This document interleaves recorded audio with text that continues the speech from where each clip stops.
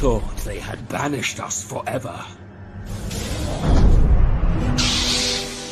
But now, finally, we have returned. To take a look at the continuing duology of the second Dune movie. Well, this is pretty much the best Dune adaptation we're probably going to get ever. But let's bring in the guests, starting off with Valerian.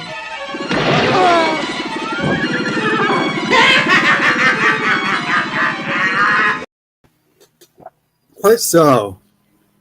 Indeed. And let's bring in Karen. What do you want to do tonight? The same thing we do every night, Pinky. Try to take over the world. I agree with that, too. I do often try to take over the world, but oftentimes I fail because of my own hubris. Hello, everyone. How are you doing tonight? Afternoon. Doing good. Alrighty, and let's bring in the white girl. What the? Aw. You got a new one. Well, I still see your intros are still ear rapes, so that's fun. Good. And now, just because we want to show it, here's Ness's.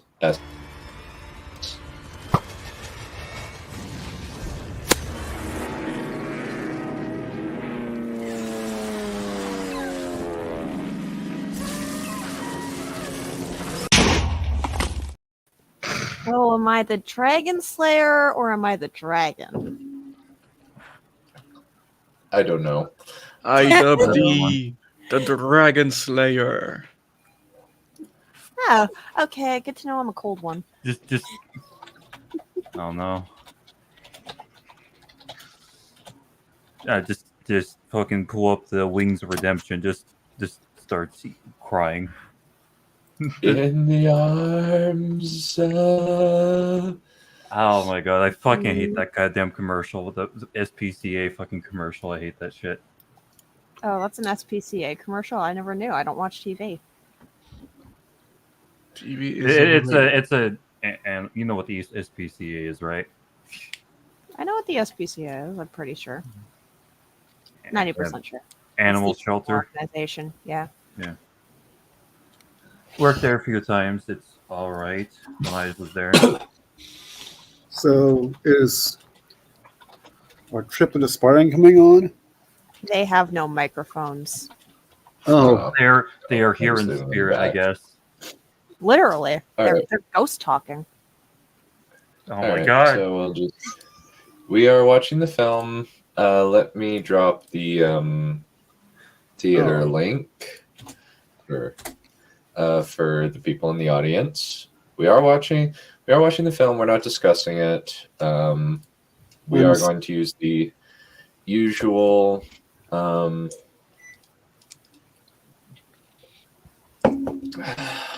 still backstage at the film place. You're always going to be That's the backstage point. there. That's the point. I mean, well, it hasn't started yet. No, it I hasn't. know. Yeah, we're just kind of getting to a preamble. Okay. Well, we have Codex. Please welcome him With on. these words, I, Rabuti Gilliman, Lord Commander of the Imperium, son of the Emperor of Mankind, declare the Indomitus Crusade. Traitors, mutants, demons, pay heed to the coming of my armies and the ruin we promise your miserable kind. This galaxy is ours. Evening. Or a Dune. Hello. I can relate to that message. To your comment, Trip, then why is this title Streamteam Commentaries? That's because that's what a commentary is. You're just talking over the film. Mm-hmm. You just said you weren't discussing Well, it. She says. We're not discussing it. Oh. We're commenting on it. Completely different thing. Like, if we were just gonna watch the movie, we would probably just watch it privately. I mean, I wouldn't see the point of a commentary if we can't commentate on it. It'd be just You're pointless. watching and discussing. Yeah. Yeah, so that's commentating. Yeah, that's commentating. Are you not familiar with are you not familiar with the concept of a commentary? Like a director's commentary? All nerds. Commenting. into it. Commenting.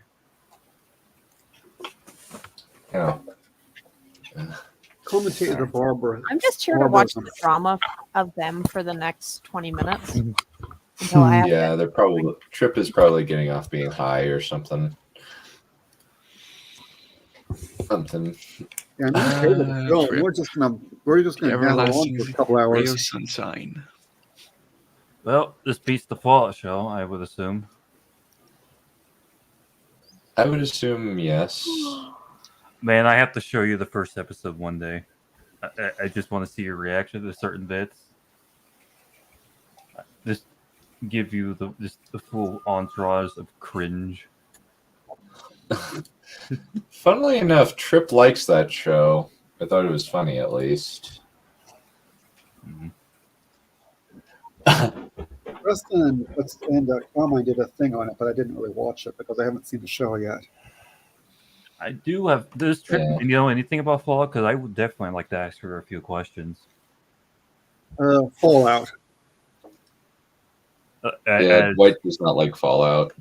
Well, no, I mean, I would have to go into depth and everything, but I did have one question, especially people who don't know anything about Fallout, and like, what do they think about the show? Did you guys understand what was happening, like the world and everything, and how it was set up? Because like one of the complaints I would have is that nothing really gets explained, and you're like, what's this? What's that? How does this work? I don't know. And I would be curious to see what people think that aren't fans of or know anything about Fallout think of the show, or how it's presented. Okay.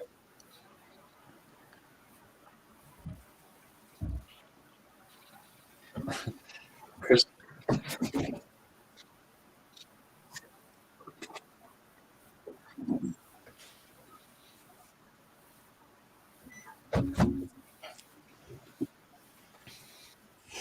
How dare you like things?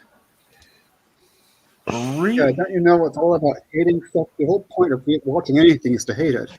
I really love the fucking fan base on fucking Reddit, where they're all just screaming at people, how don't you allow us to enjoy things? I'm like, okay, never said that. Keep going. It's just one of my favorite copes arguments. Yeah, I don't like the Fallout show either.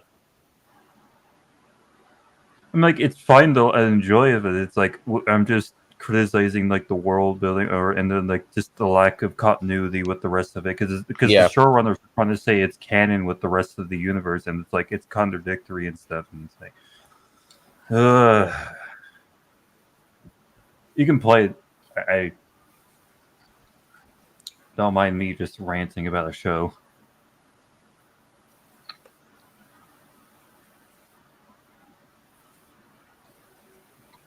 It's just one of the biggest gripes I have is just continuity in a medium and like consistency and stuff. Mm-hmm. I think that's something I've always complained about, even with Game of Thrones.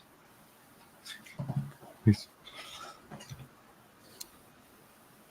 like, oh, now you can change this, so now you can literally change everything about every faction at any point, which they have.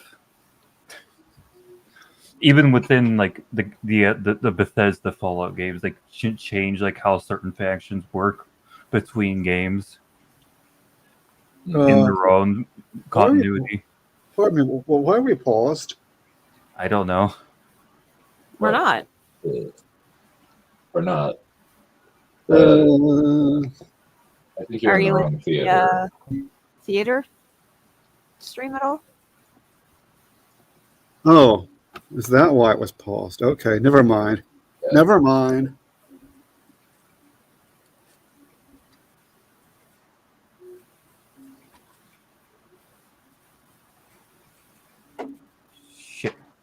Where is the theater area? It's been a while since I've been on the server. There was a link to it. It's in the StreamYard studio. It's in a link. Here you go. Okay, there we go.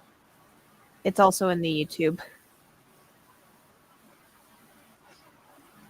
A bit slow.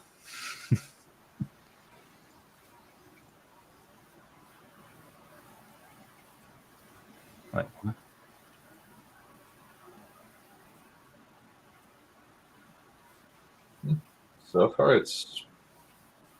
So far, it's all right. Good summary. Shit, missing it.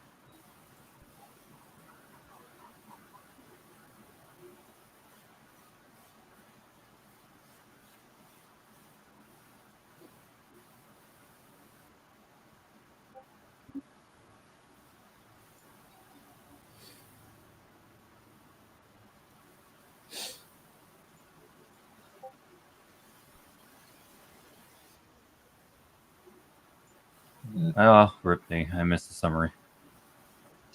Yeah, we kind of do.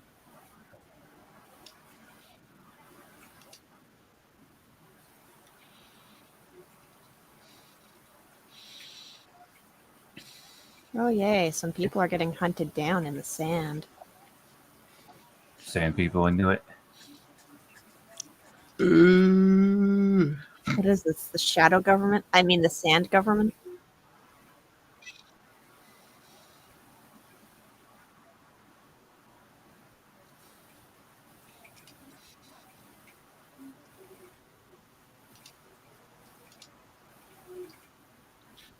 Nope, I really like their uniforms.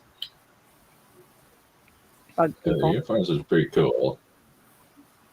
They feel somehow both alien and very familiar at the same time.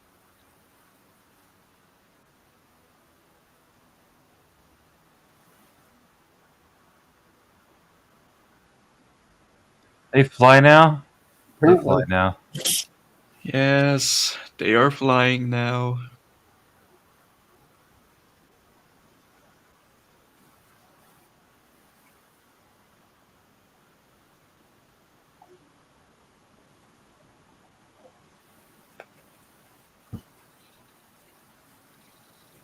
It seems more like drifting upward, to be honest.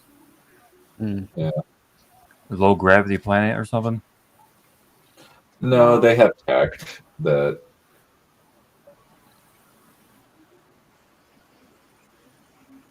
the Axis engine.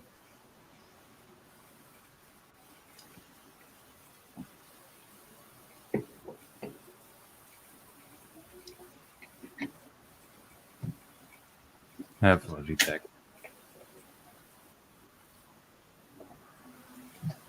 Oh, Oh, that guy definitely isn't okay.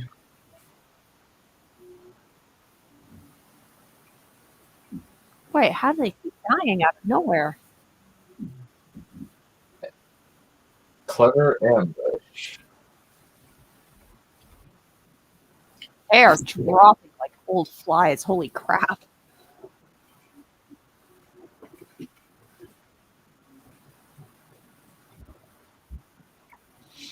What exactly does he expect to do with that little sword?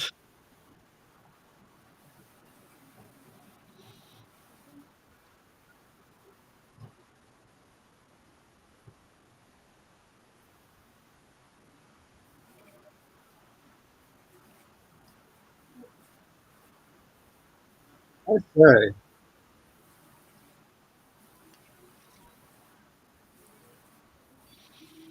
Okay, I like it. Established we have good. Well, Establish the main character skills. I like that.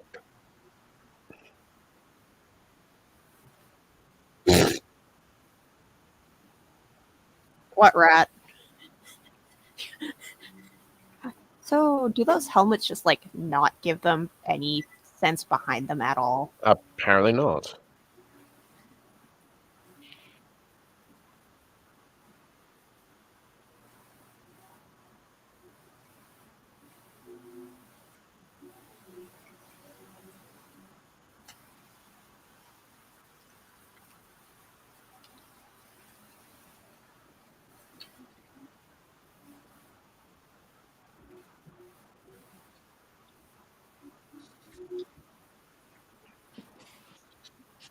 Honestly, I was contemplating that scene. Like, what else could he have done?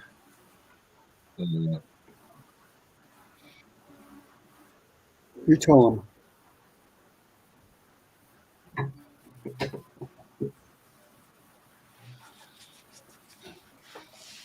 Nice. Loot the corpses. Oh, Jesus. Those guys are skinheads. Yeah, Nah, they're also harvesting them for water. Yeah. It's like, oh, he's like, Oh.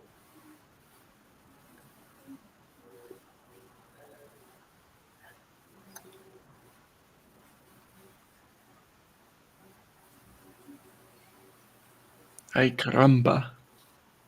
Hey, yeah, caramba. she's pregnant. Is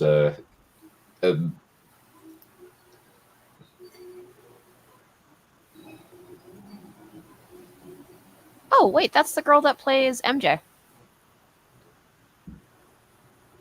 yeah. Oh, wow, they're harvesting. Oh, they're harvesting water while they're alive. Oh. That's got to be very unpleasant. Yeah, I think they're just harvesting. yeah, yeah. There's kind of a bunch of dumb people. There's at least one dumb person online, Professor Geek, that's saying that he won't watch this movie because Chani, the Zendaya, is apparently a girl boss. I don't believe him because I don't trust Professor Geek's opinions on those things. But So a girl boss, so basically the female role is a little bit too not submissive enough for him or something. could you speak up a little bit louder? You're very muffled. Sorry. They the female Shani is not submissive enough, is it?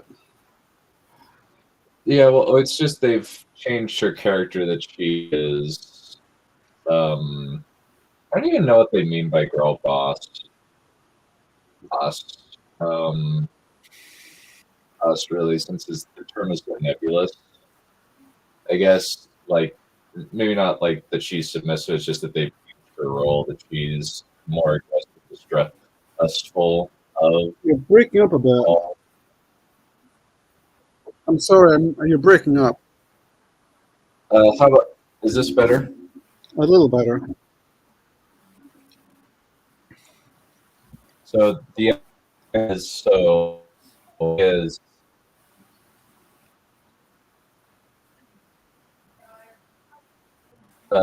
this is only like from because one problem is he doesn't substantiate his opinion, which is really frustrating. He just kind of makes assertions and assumes you're going to believe him. But apparently, like, because Paul is, I think you need to she's up your mic a bit. yeah. So I don't know. Yeah, and I think there's a difference between girl boss and distrustful and annoying. Lustful of the main character and annoying, especially if it's portrayed as she is technically in the wrong. I don't see a problem with that.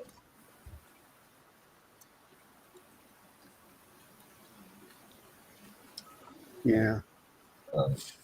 And like honestly, I would like to take a look at Professor Geek's thing after this video. It's only like a few minutes long. It's like 5 minutes, I think. But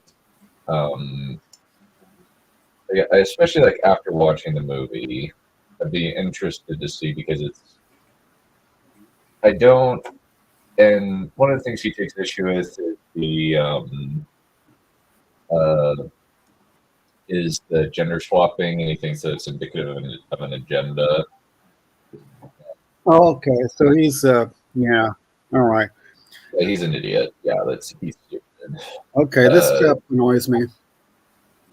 Oh, just wait. Just wait. What does he actually has to say? I mean, he annoys you. He's going to really annoy me. Yeah. Yeah, I would say. So the way that I would kind of differentiate, Galadriel in Rings of Power is not a girl boss. She's just stupid and annoying. stupid, annoying, irritating, and arrogant. Guilty Bronwyn please. is the girl boss. Bronwyn is a girl boss because she is acting as a leader, but she is not just a fighter. So that's how I would differentiate the two.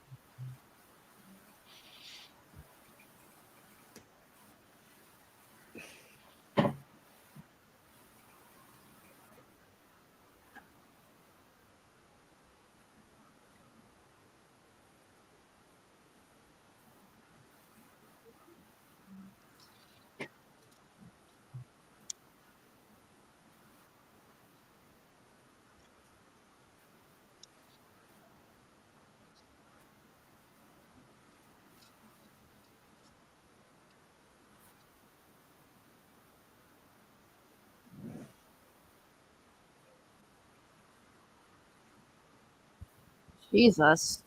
Warm welcome indeed. Hmm. If they stay there, they're certainly going to give him a warm welcome.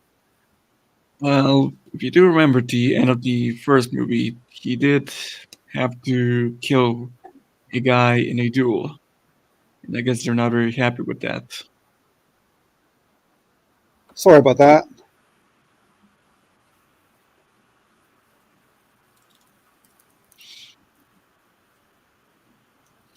Let's see.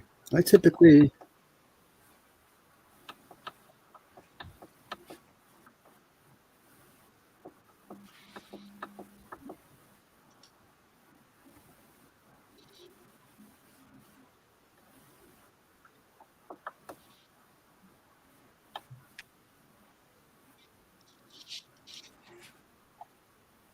that's what they all say.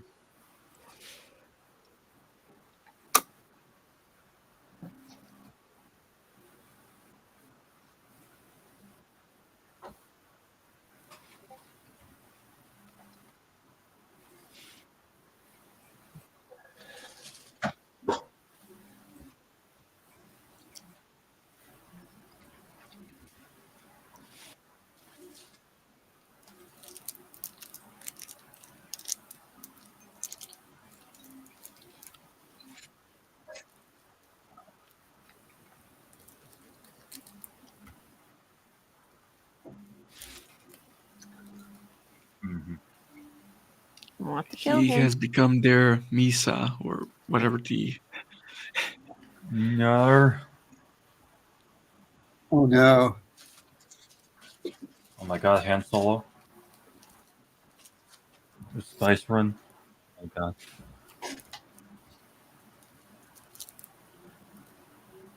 I think that he would say, like, my father was weak. And that's going to be the eventual thing.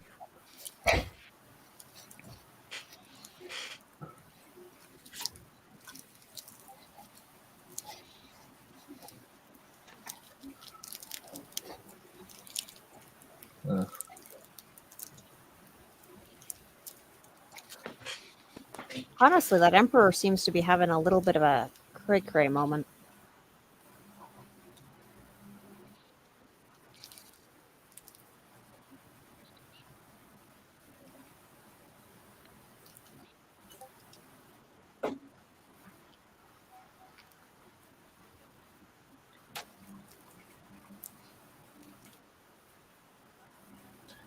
Okay, automatic tick in the not girl boss. She actually has some measure of compassion. That's something at least. Okay. Yeah. I typically count... So usually I they're just typically... awful people. Yeah, typically they are the kinds of characters who are not exactly the most likable, who have no real sense of compassion, and Oh, also are regarded as unable to do any wrong, even though they do plenty of wrong. Probably because the writers are amoral idiots, amoral postmodernist, neo-Marxist idiots. Yeah, that's a fair way of looking at it. To put it lightly. Yeah.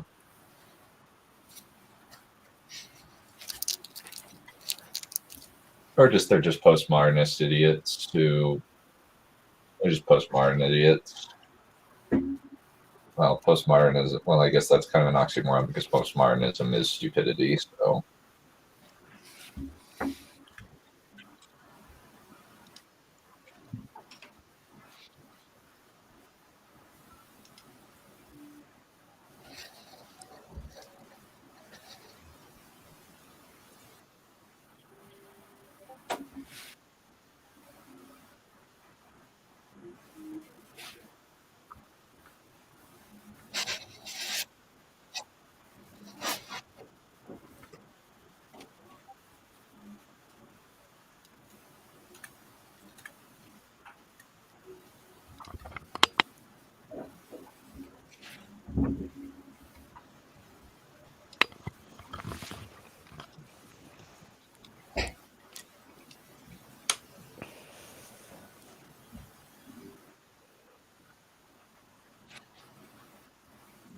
So far, this seems fairly accurate.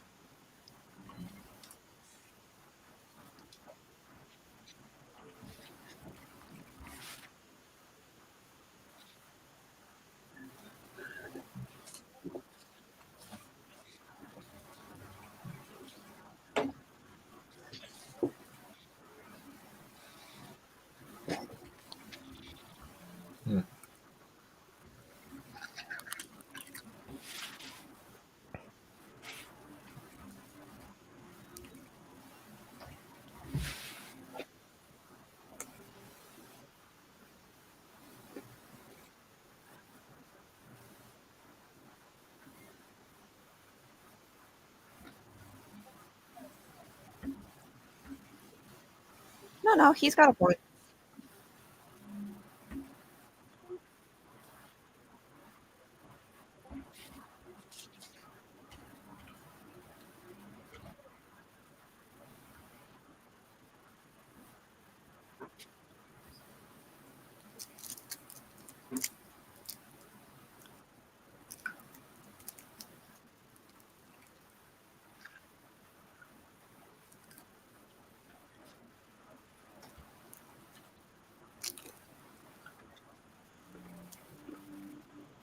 Hold on.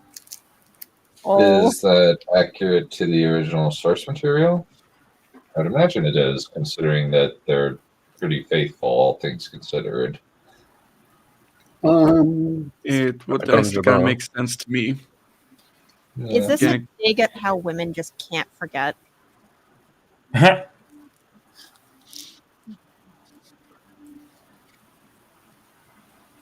It's been quite some time since I read the book, but it seems like it's I think it's faithful.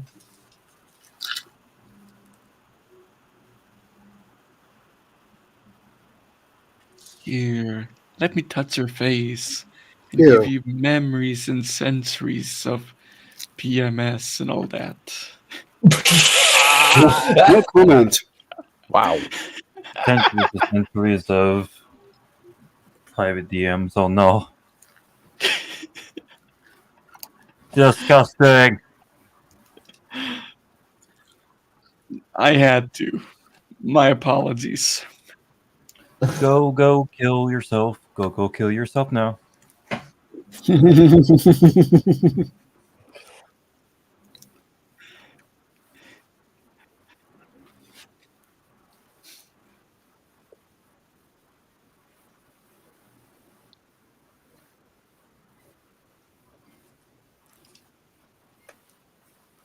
Oh, okay. This is a change.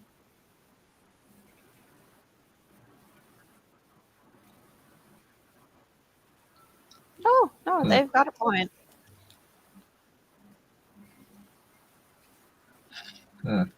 So yeah, okay, so that's a neat diff. So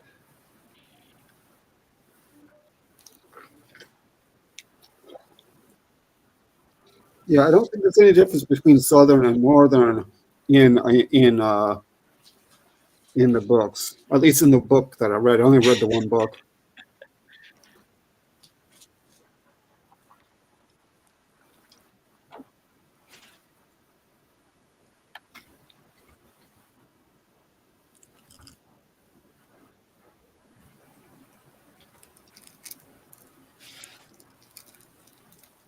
I would say this actually works pretty decently well from what I can see, where she is representing the opposition.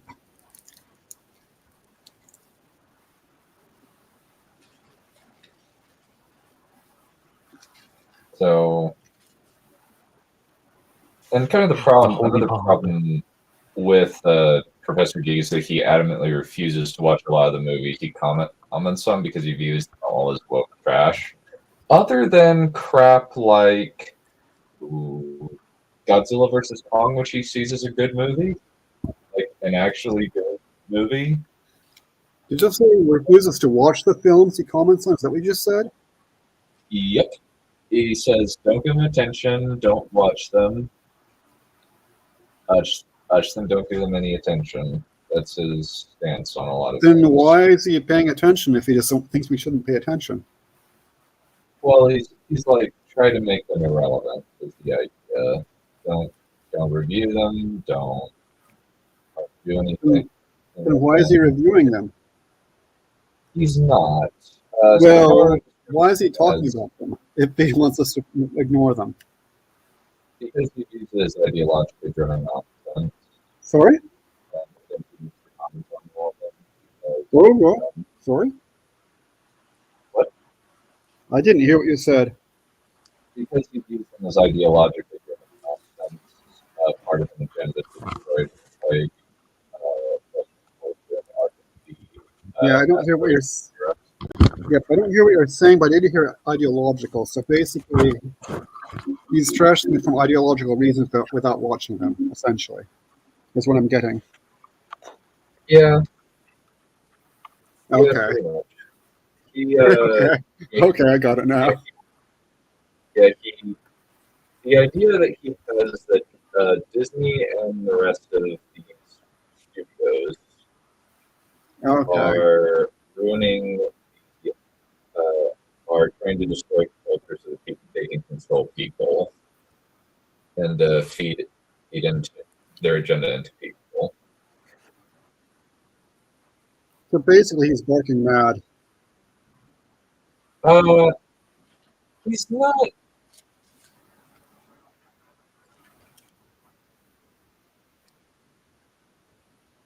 I don't think he's crazy. I think he's dumb. I think that there's a difference. All right, fair enough, I guess.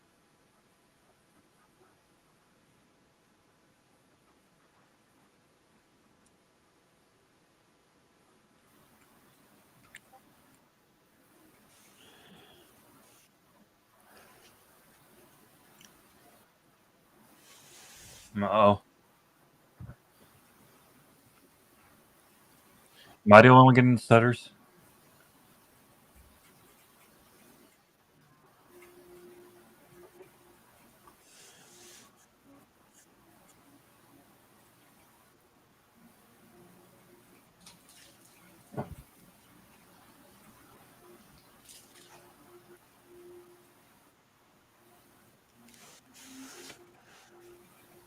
Oh, freaking heck.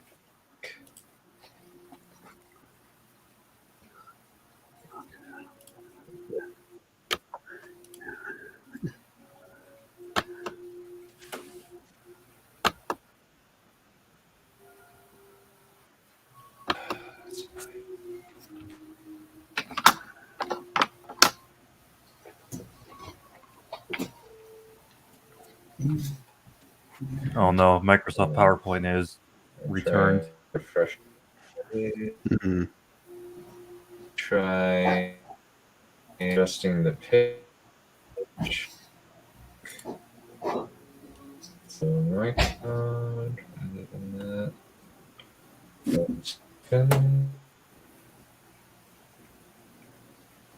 Man, still on fucking dial up, I see.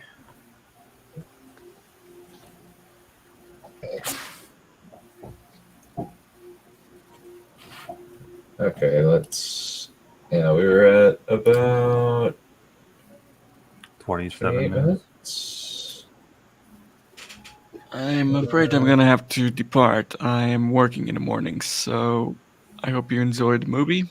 And Omega cringe. Go ahead. Okay, night owl. Hey, chat. So long. All right, see ya.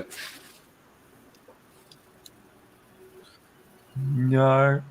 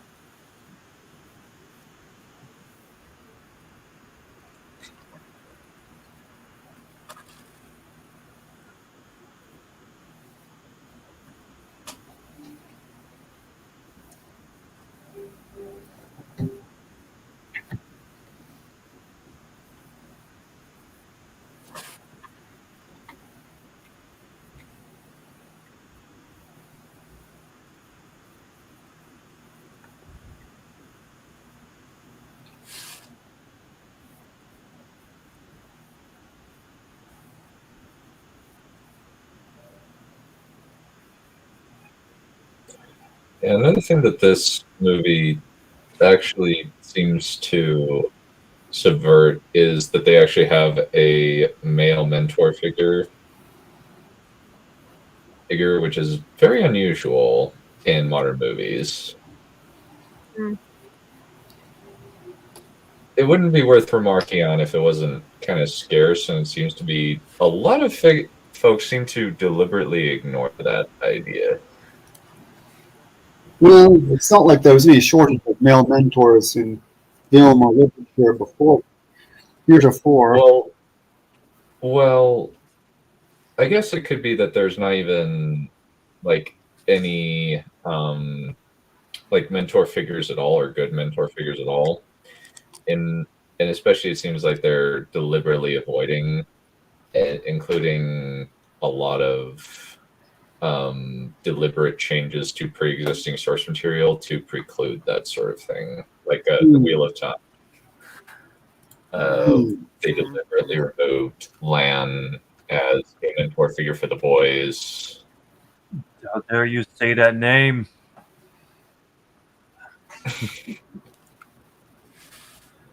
Fucking Wheel of Cringe. I can't believe I actually managed to get through that. Both 2 seasons of that garbage. I only managed to make it through 5 episodes. They say the second season was better. That's what people are saying. They're stupid.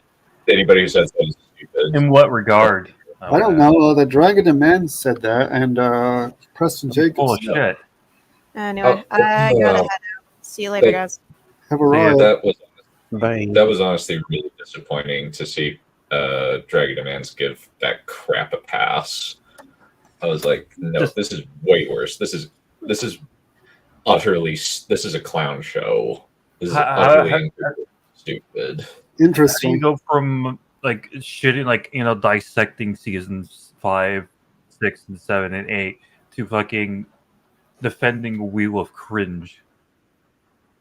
Yeah, especially because all problems of Game of Thrones, the later seasons, are in Wheel of Prime.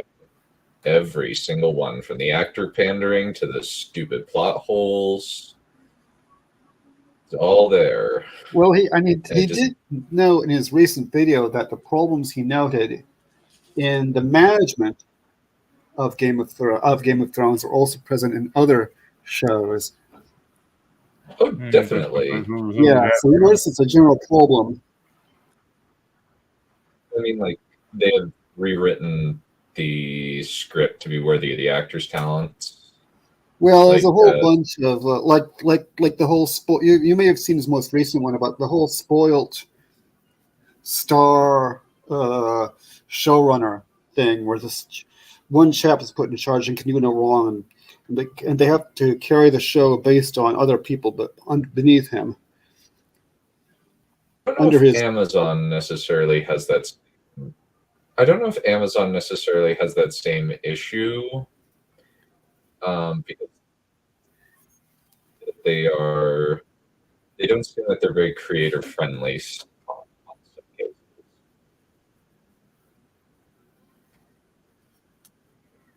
Yeah, don't know.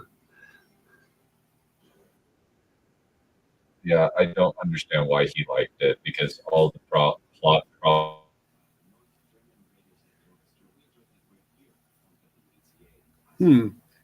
He died.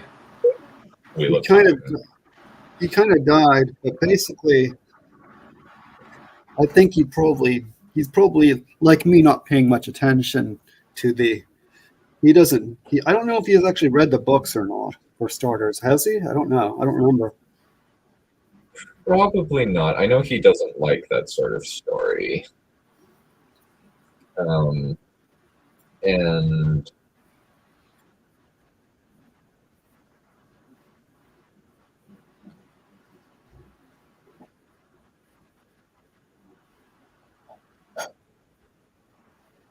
Oh no.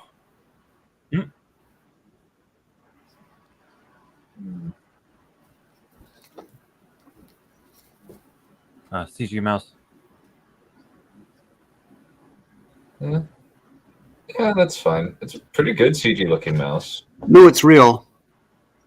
Mm-hmm.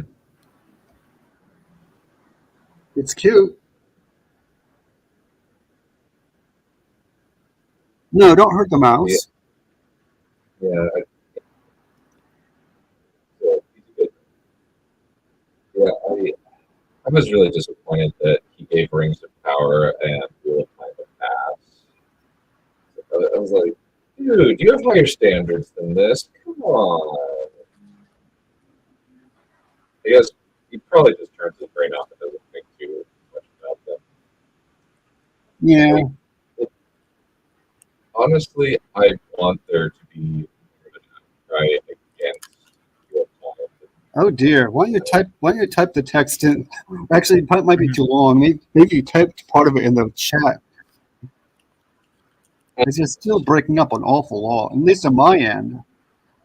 Oh, how is this? Is this fine? How's this? How's this? This fine? Say something. Say something else. See what you just said. Aloha, Valerian. What's up? Blah, blah, blah.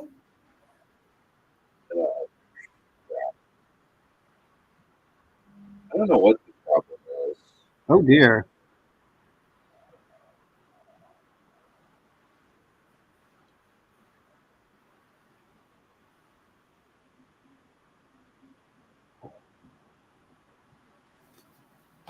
Oh. For Pete's sake. Not another hoo-ha. You would think by now you would have someone else at least do your video. Well, I don't know what the problem is. I just think that the problem is, well, I don't really have any other options. You can try turning down the visual quality. That always seems to help. Let me lower the quality to 360. See if that helps.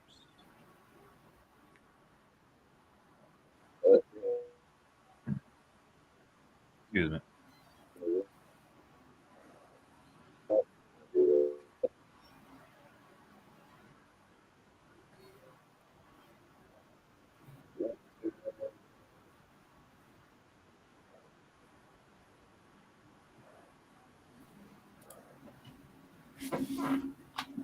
Back up a tad.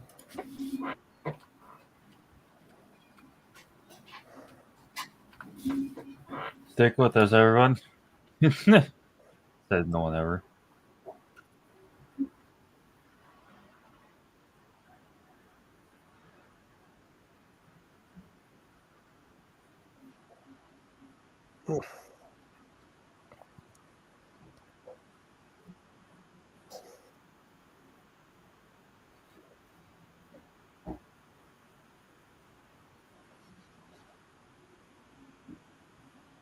So is this any better, Valerian? Can you hear me? Yeah, so I was in the kitchen. I heard what you last said. I heard a whole sentence. Okay. So, in that sense, it's better so far. Okay.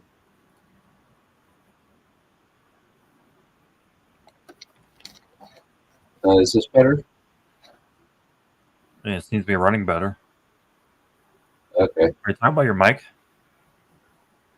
Yeah, I'm right by it.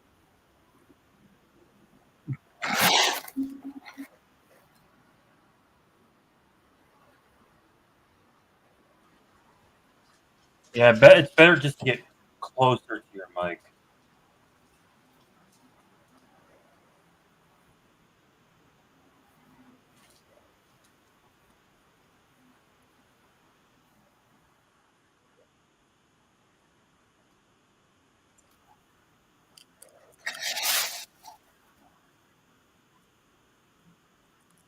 Excellent action. Oh,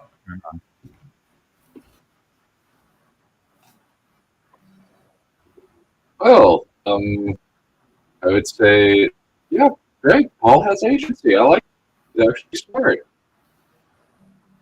which is a very unusual thing in this day and age. Most of the, well, actually, all characters are written to be stupid. I'm seeing the I don't form think of the like, ladies a lot of being times written. I don't even think that like they're intentionally being stupid. I mean, intentionally being stupid. They're just incompetent. At least when it comes to like the characters they actually want to portray as being smart.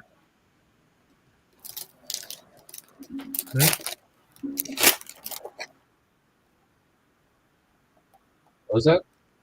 Sorry, Oh, do you I break didn't up? hear you, White. So I said yeah, I don't even well, think it's it's just your intentional. volume. I can see your internet is Yeah, dying. yeah, they're possibly. Like a lot of times, especially when it comes to like these crazy weirdo wacko fucking, the political people, they always tend to be very incompetent when it comes to writing their own favorite, like the characters they want to prop up. So like I don't even know if it's just wanting to make the other characters look bad or they're just actually just awful. In general, I think it's the latter. That's interesting. That's interesting. They don't.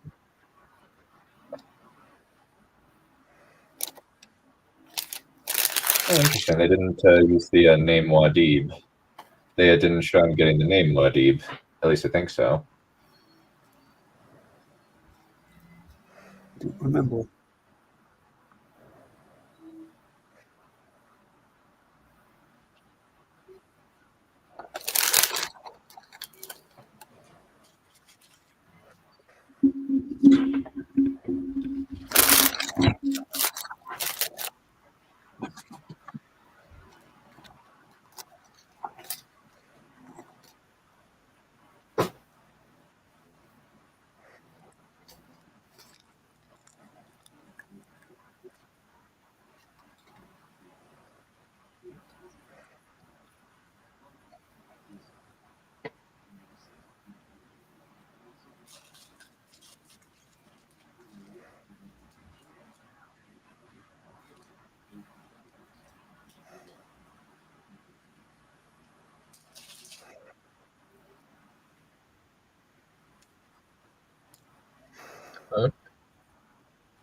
Oh, okay, so never mind.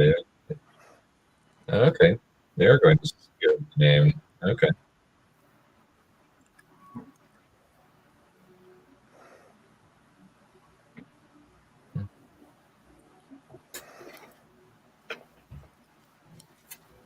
Yeah, so it's just kind of a setup.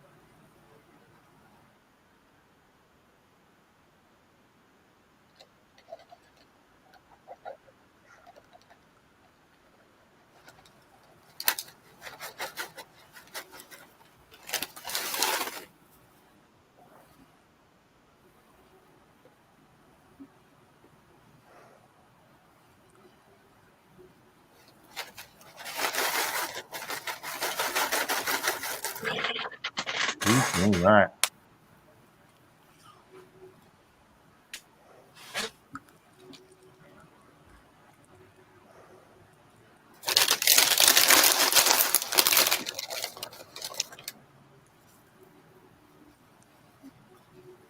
Interesting. Okay.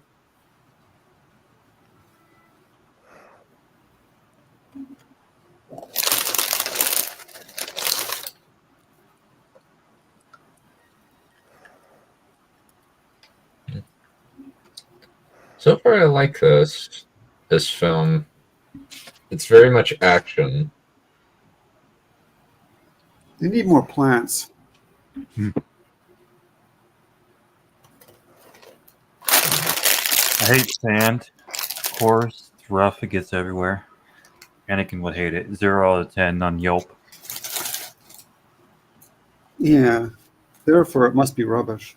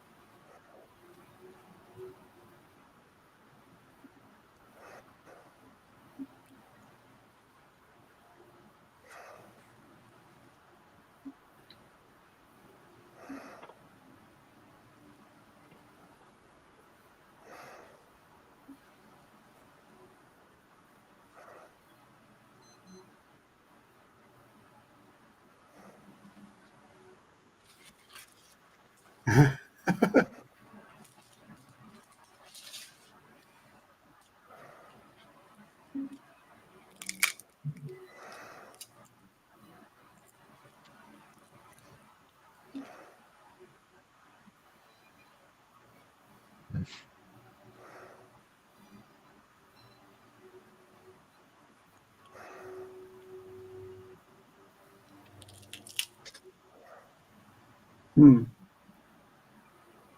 This is cute. I like this. This is actually kind of cute. Yeah. Yeah, it is cute.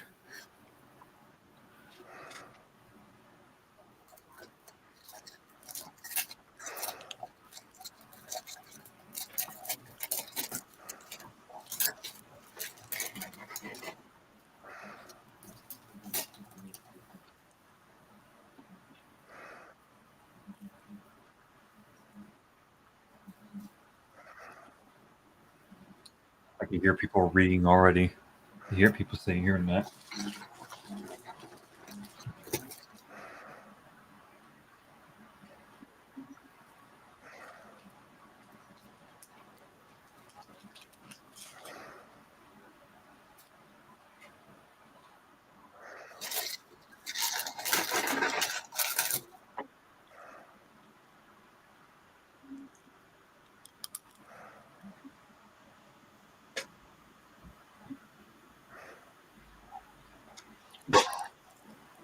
Oh, that's cute.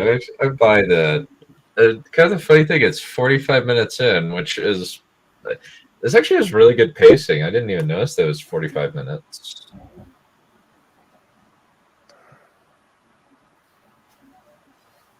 Yeah.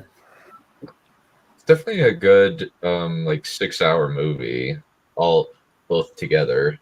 What about a 6-hour movie? Well, Dune Part 1 and Dune Part 2 all together are 6 hours. Oh yeah, there'll be a part 3 too. Yeah. Eventually, they'll be making them based on the other books that I haven't read.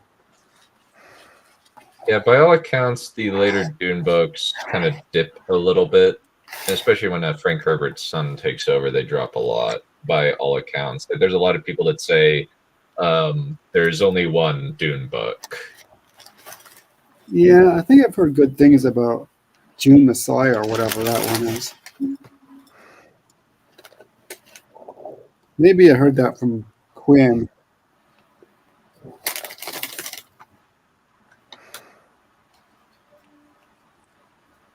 Quinn's the big June chap now.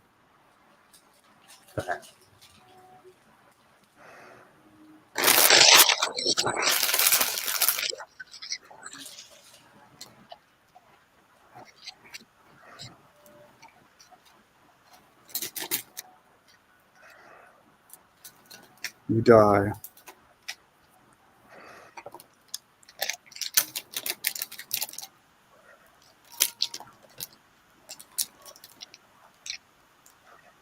Yikes.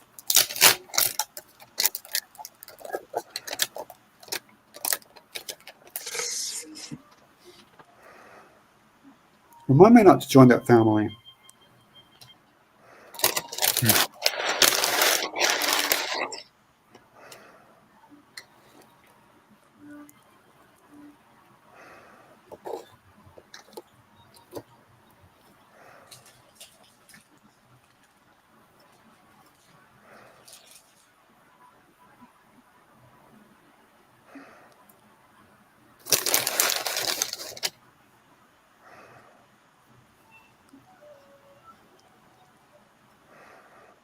It's another nightmare.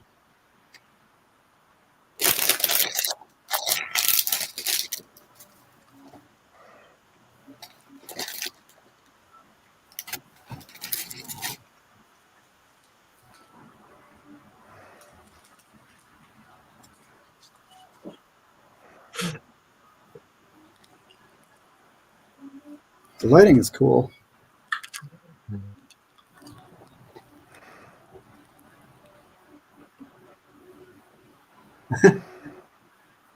Basically, she's saying you're just stoned.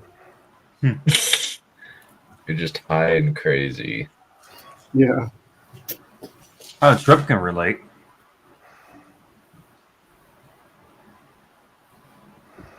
Yeah, the idea with it is, let me drop the. This should be up.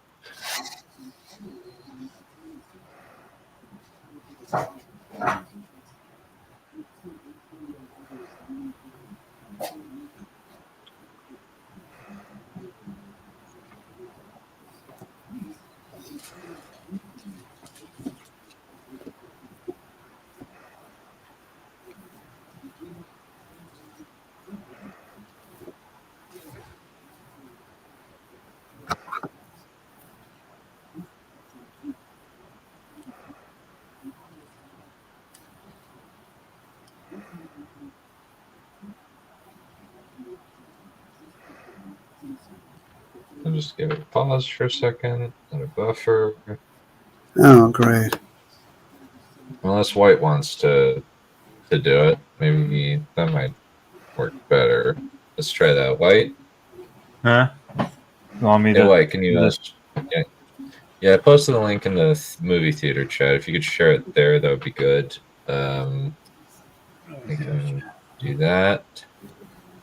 Whoops! I've been annoying the people in the private chat.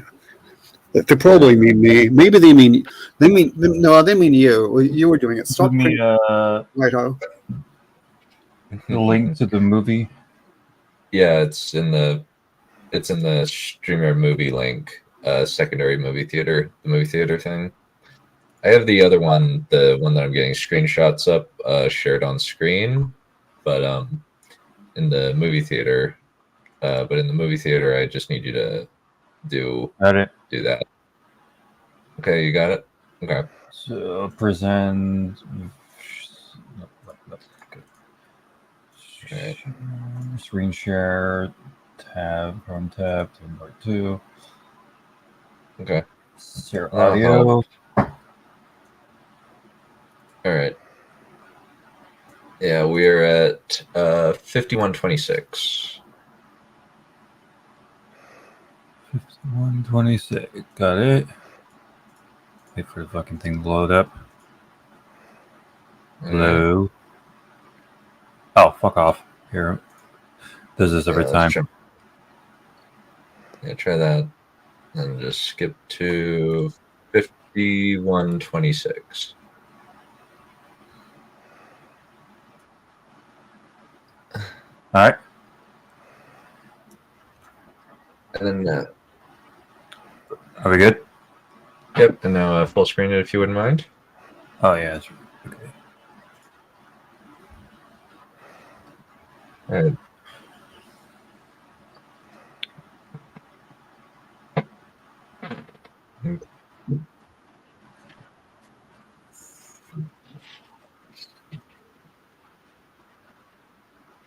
Hey, seems to gain. Sorry? Yeah, I like I like the aspect of this where he's slowly gained the respect of the people. Mm-hmm.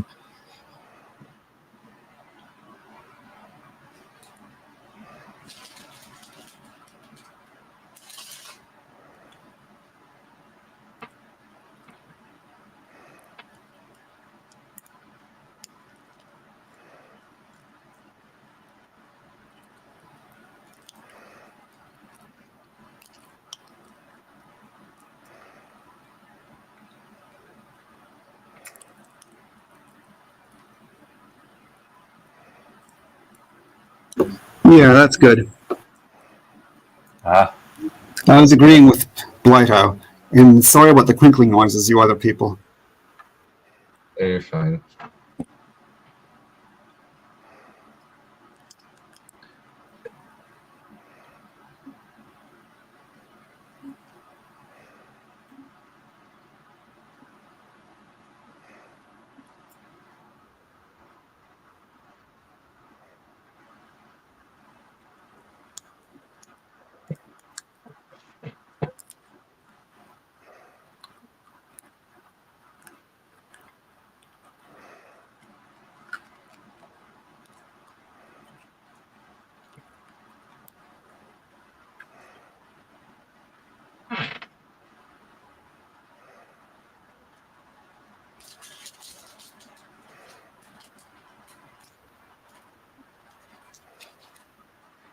Mm.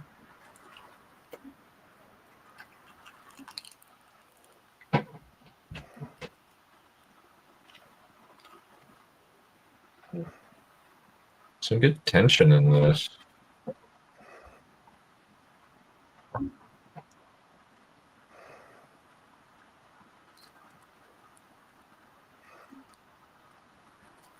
It's is it coming out for anybody else? Or, sorry, is it like sputting out or something? just kind of freezes and then unfreezes for me. I don't know why. Codex? Try playing. Yeah, try playing it, or maybe lowering the quality. Because for me, it's playing just fine. But yeah, I can do that. All right, lowering it down. Yeah, it could just be my internet or something.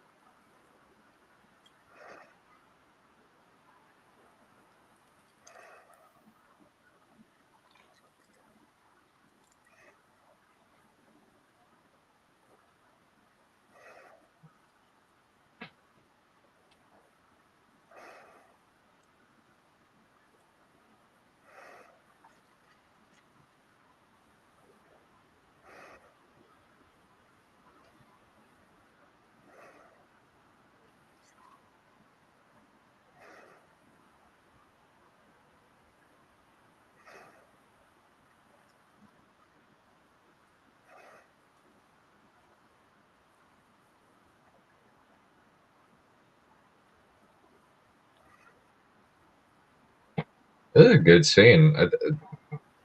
I'm really surprised that this is as good as it is.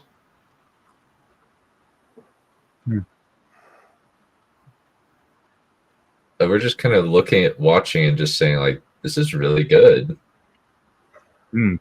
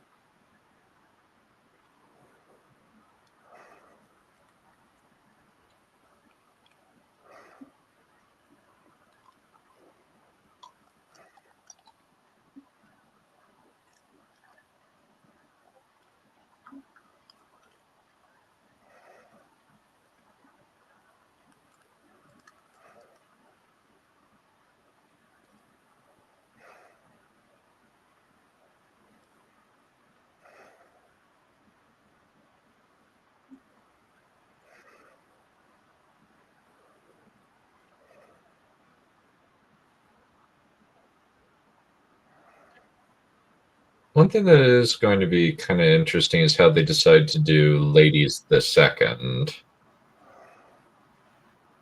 Or Leto the Second.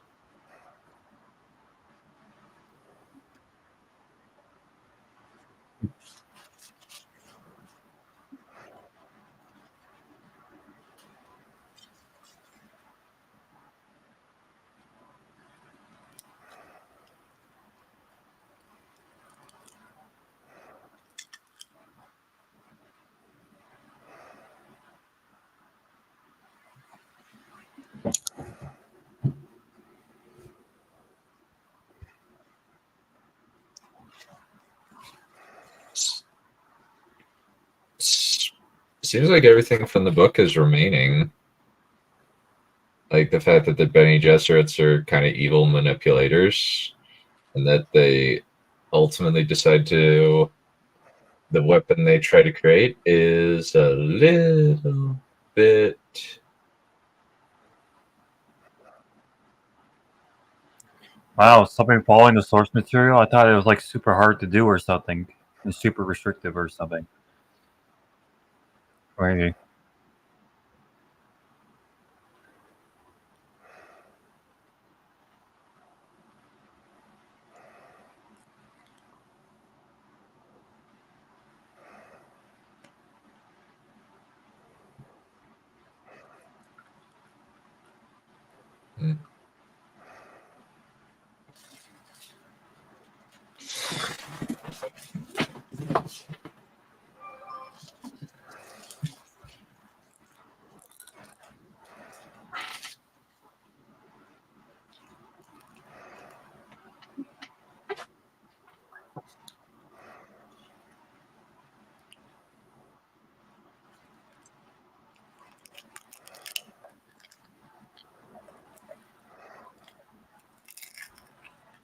Could you turn on subtitles, White, please? Oh.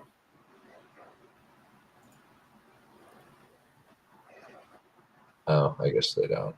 I guess they don't have them. It's fine.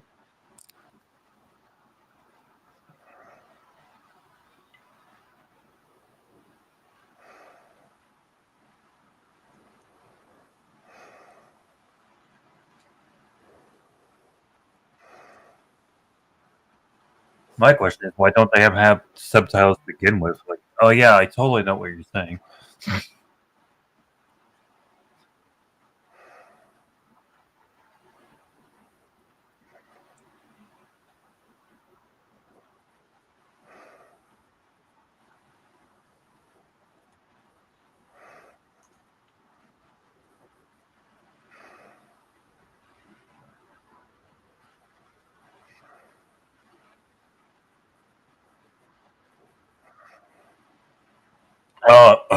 Done.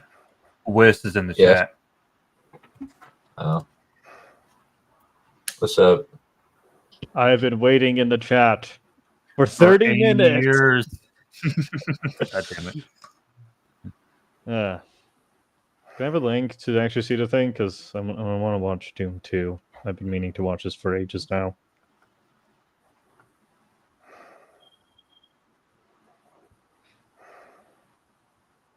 Dunce. Yeah. Gotta give him the link. Oh. I would like very much to see the not Arabia in space.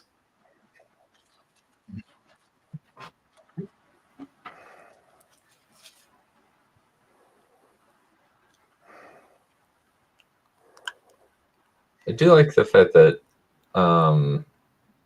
Paul is definitely aware this is all bull.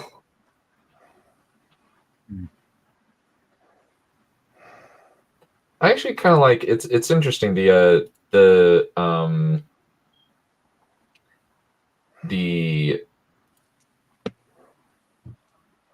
so it's a static for me. Huh? Movie? Huh. Oh, never mind. Sorry. Yeah. Yeah. No, I'm positive. Let me just check something. Let me see. Is it fine on everybody else's end? Yeah, maybe it's just me. Like I sometimes have bad internet. Yeah, I'm positive. Let's do it. Sorry about that. If everybody else sees it. Had to go off and get laundry. Sorry. So if you said anything to me, I didn't hear it. I was asking if you if the movie is playing all right for you. I can't. I was getting laundry, so I can't tell. That seems okay now.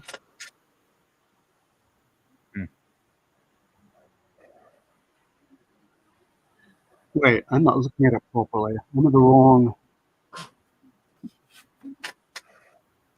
Okay, so does anybody want to catch me up on what's going on? Mostly just Paul has been integrating into the Fremen culture. They've been leading a few raids against the Harkonnens to try and make their lives hell. Other than that, I think, and he started a relationship with Chani, one of the people. He got his name Bloodied.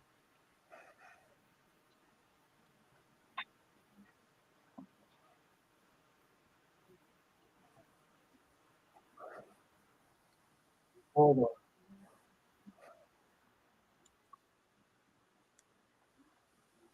Okay.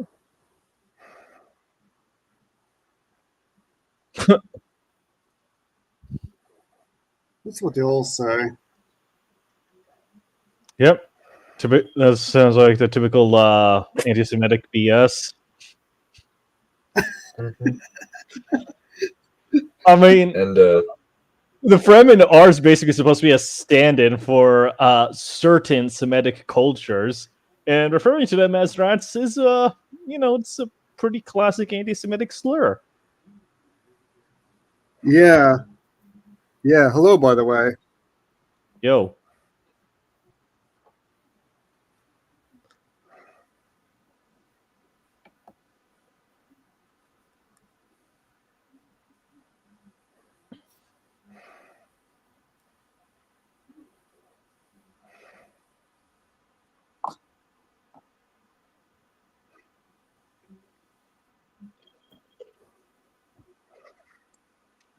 I like the suits. They're definitely quite characterful. Mm-hmm. Nice. They have automatic shades.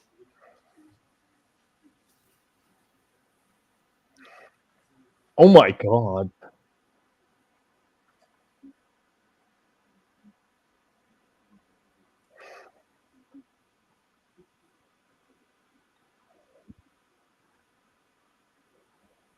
This guy's freaking unhinged. Yeah. Good turn by Dave Bautista. Yeah. Went from the slapstick hilarious Drax the Destroyer to this guy. Yeah. He's a good actor. I've liked Dave Bautista since I saw him in The Scorpion King 3.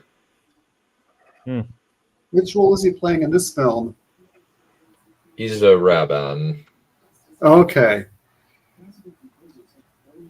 And that's like the elder son, right? Elder nephew, but yeah. Nephew, right. Beg your pardon, nephew.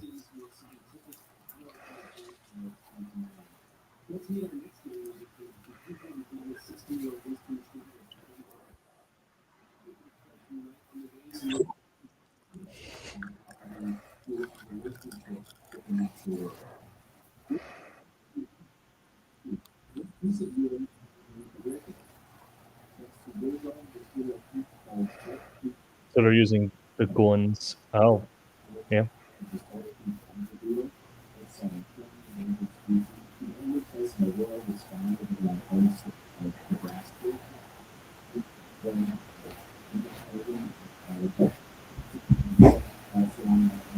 Bruh.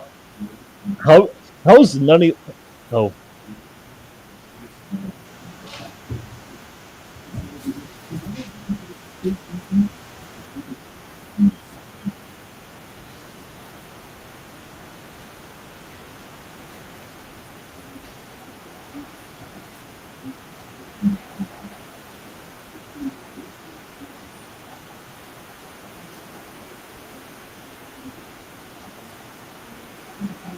Bro. The sudden You are silence. dead.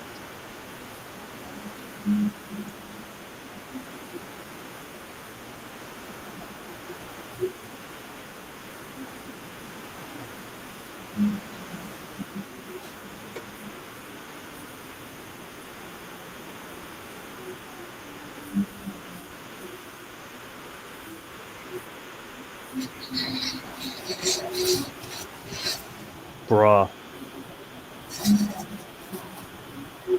He was a freaking inch away from death right there.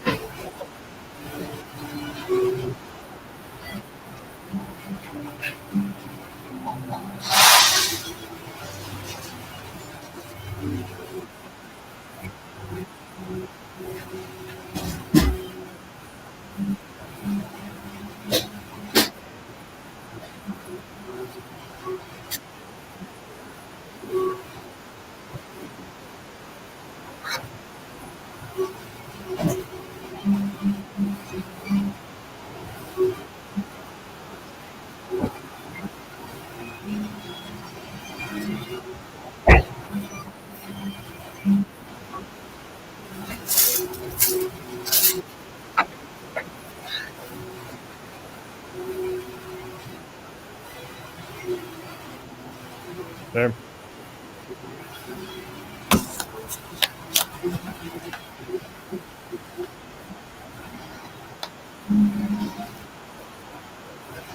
Wait a second. I think I recognize this actress.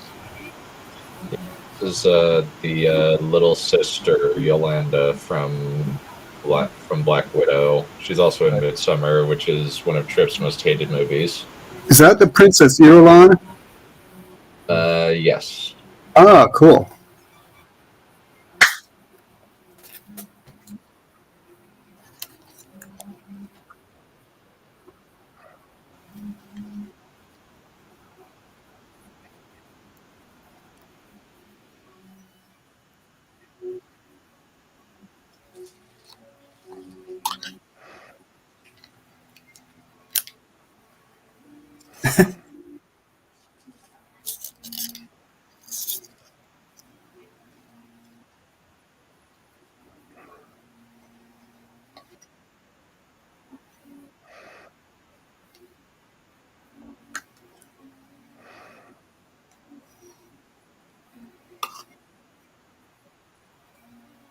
That's no cool.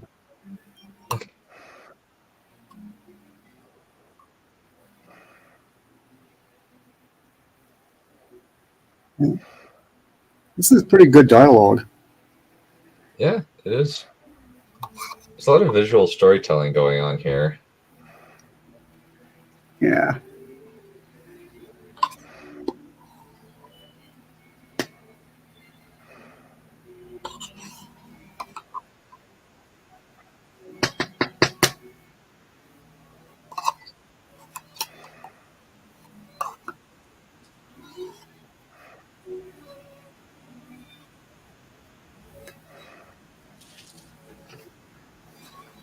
These guys are disgusting. Yeah, kind of. They're like these oily, lifeless, demonic eel creatures. Pretty much. Very demonic looking. Oh, no, scratch that. Just demonic.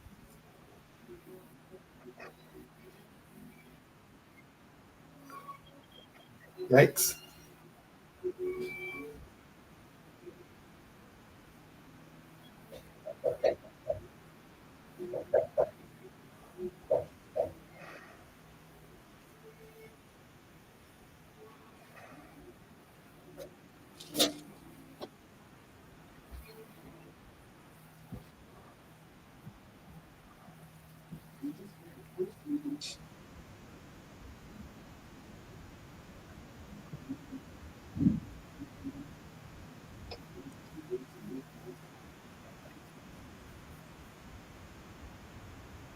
Vladimir Harkness. Oh my god, you couldn't be more on the nose if you tried. There isn't a more evil sounding first name than Vlad. No offense to any Vlads in the world. I do like how they changed the lighting on this planet.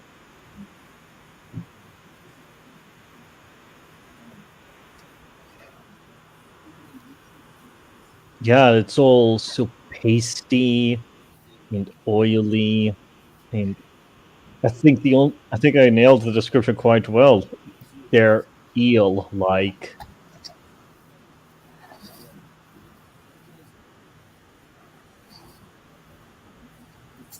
I'm gonna step out for about 15 minutes. Do you want to pause it for a second?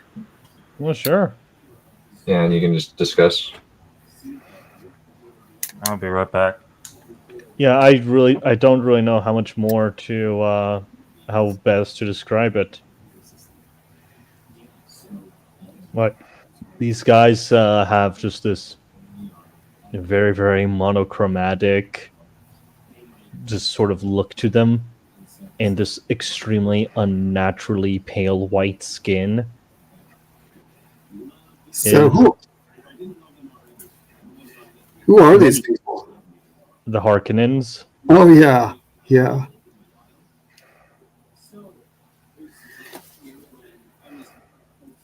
Yeah. Is this all in black and white? Is this meant to be a one of Paul's visions or something? I had to step away. I don't think it is. I think this is just us cutting over to the Harkonnens or Yeah. Harkonnens. Because it looks like it's black and white. It looks like they're all pale white. Mm-hmm. But yeah, these guys are they are quite something.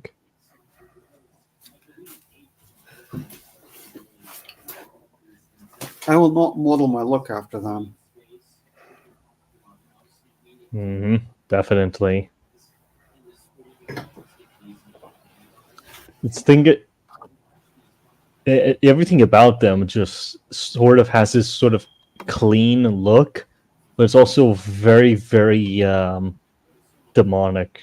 I've already described them as such several times, but yeah, there's really isn't many other ways for me to describe them.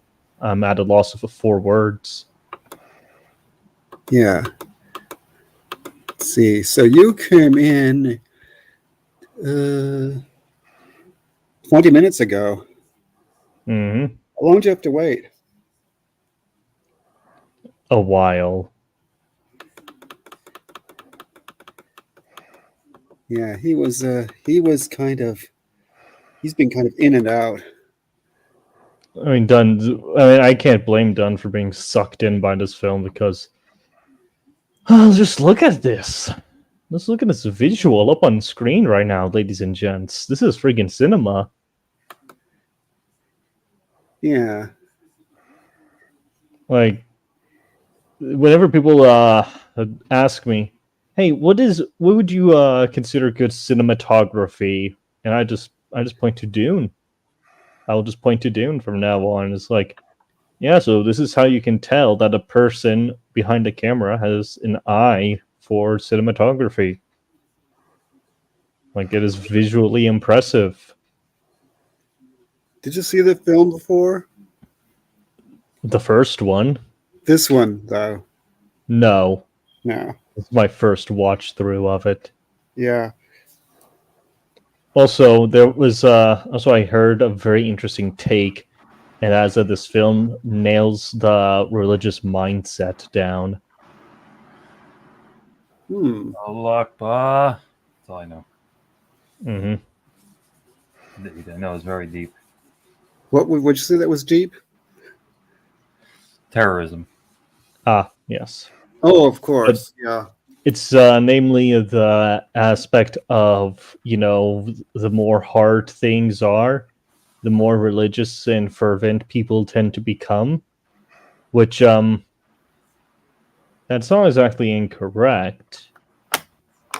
However, I also do think, because this guy's an anti-theist, he doesn't seem to actually understand the reasoning or the rationality behind it. At least I don't think so. Yeah, this is a problem you come up with fairly often. Like, you come up with it in I think you come up with it in Song of Ice and Fire too, and definitely in the Star Trek shows. Mm-hmm. Yeah. Like, I do not expect an atheist or an anti-theist to actually ever fully understand a religious person. Kind of in the same way that a lot of religious people don't understand anti-theists or atheists. With atheists, I can respect and have a normal conversation with. Anti-theists, however, I just have to look at them and wonder, is there something wrong with you? Yeah. Because there is a high correlation between being an anti-theist and, I don't know, let's say a bloody-handed socialist. Well, I was thinking more in terms of being a little arrogant in terms of people who have religion are all kind of stupid or ignorant or whatever. Oh no, that's definitely another element to it as well. However, this film, it does. I don't know. I have to finish watching this first and absorb all the information. But definitely, that princess lady seems to understand that. Yeah, you can't just kill a religious figure because now you've made him into a martyr. Yeah. And honestly, it actually goes beyond the whole religious element. It's like fundamental human rights stuff. Like, the more oppressive a regime is, the more people are going to be less in favor of it. And if there's a religious component to it as well, then your regime is even less justifiable. It is now objectively evil and must be exterminated. And that is not even in accordance to religious laws or anything. That's just liberal beliefs now. Because polarization, I gotta love it. Yep. Oh, it's a riot. Literally. Oh yes. So yeah, I was talking about the Fallout show earlier when Dunn was getting the whole stream set up. And I was talking about I was getting really autistic with like when the bombs fell and stuff, and like, even other like minuscule details, like holy shit, the entire map of Los Angeles in this world is completely fucked, or God knows. We got like buildings and locations where they shouldn't be, like geologically, and I'm like, what the fuck is happening here? Because like the main character, one of the characters you see in the intro bit, he's at a birthday party at a particular part of Hollywood. He's like at the what part of the city? It's like near Hollywood, near the mountain. Within like the next scene, we transition to where the Griffin observatory is, which is far away from the area they were supposed to be at, and it's supposed to be. Bleh. It's supposed to be presented like they're right next to each other, but it's not even the fucking case. Because like you look at the first nuclear explosion, the next scene cuts off, and it's like, yeah, it's literally in the same second. But these locations are like miles apart, and you're like, yeah, I'm supposed to believe that this guy just went all the way over here in like 2 seconds, and not even getting me started on the fucking proximity to like the nuclear explosions, especially the last one went off in the before the intro came in. Like they should be like third-degree burns, let alone the fucking the amount of. I take it you didn't pressure. like the Fallout show, Huh? I take it you didn't like the Fallout show. Yeah, it's a whole fucking can of worms. I'm still going into it and dissecting it and getting references and stuff. Yep. Everybody around me seems to think that the show was pretty good. Well, it's the honeymoon phase. It's the same thing. Well, it's the same thing that I went through with the fucking Halo Infinite, where it's like I was in like the Uber Defense Force for that fucking game, and then as the months and stuff went by, I started to become more critical of it. I would put money on that shit, especially considering this is the same kind of thing that happened when Fallout 4 first released. People were fucking bending over backwards in the fucking traffic to defend the fucking writing and the lore inconsistencies that it brought up between 3 and 1 and 2. Well, you see, I think the thing that's going on with this one in particular is that most people who were watching this have never played any of the games. Or So- more in particularly people who have never played Fallout 1 or 2. To be fair, that's most people. Hell, I bet that's a lot of Fallout players as well. Usually the first few games are the ones that are never played. Yeah, the problem is that tone, Bethesda Fallout tone is completely different from the series first originated. It had a far more serious, grim tone. Hell, even Fallout 3 had this very similar tone. And then suddenly with Fallout 4 and 76, it's supposed to be uber goofy world now. Goofy shit happens all the time. And it's complete tone shift from what the series was originally about. That's kind of one of the things that annoys me.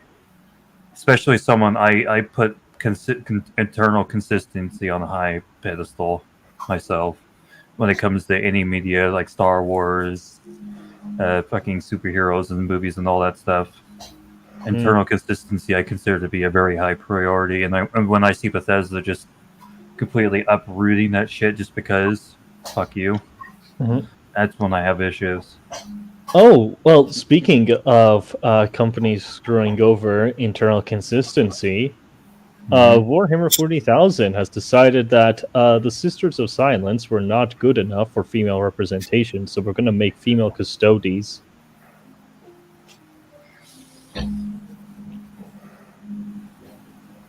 Yeah, skids. Yeah, I got pissed off just to saying that aloud, by the way. The funny thing is, like, Skids, he's in the chat.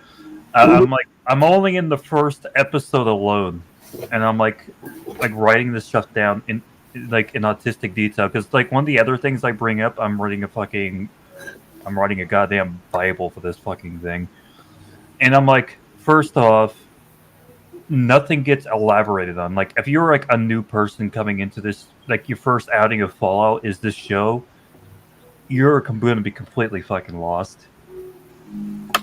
Because nothing gets explained, nothing gets elaborated on. Hell, by the look of like the first intro bit and into like the Fallout bunker, you wouldn't even know that it's like supposed to be a future retro futuristic world. You would think it's literally the fucking 1950s. I mean, I think the thing is that they're banking on you knowing some of it, some of the concept of Fallout, but not knowing the full thing. So they're banking on you already knowing some things, but not all of it, so they can just slip away with some minor changes here and there. Which is like other horse shit. 'Cause it's like it doesn't take that much to explain things away. Hell, I even in my notes, I'm bringing up references to every fucking intro Fallout has ever had. You know the quick. I don't know if you ever seen them before. I've never seen them. It literally is a brief synopsis of the world. And how the funny thing is, I bring up Fallout 4's intro because I think it actually fits more with the TV show because it actually explains the pre-World War world a little bit, enough context to understand the setting a little bit.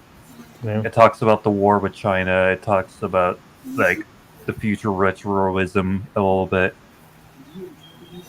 Yeah, it gives you a basic understanding of the world. Yeah, I guess the show could have opened with some sort of stylized recap, like stylized as a Vault Tech sort of intro to the world, like just a little infomercial that Vault Tech would have made to explain the history. Like that could have been cool. Like you could have had it as like a little bit of a world building thing, where little kids would be shown this while they're growing up inside the vaults, so they would get an idea as to what happened.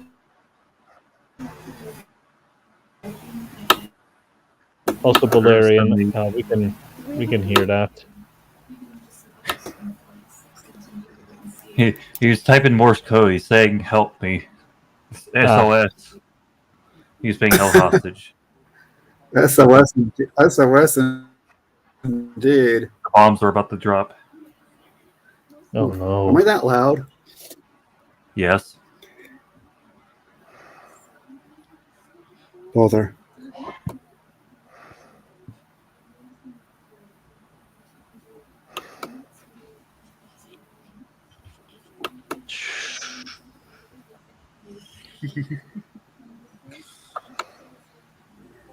Let's see.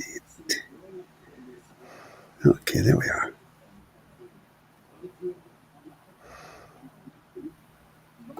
Well, I guess when it comes to Trip over here, it's like it doesn't really matter if he didn't bother you. It's the fact that they don't explain it at all.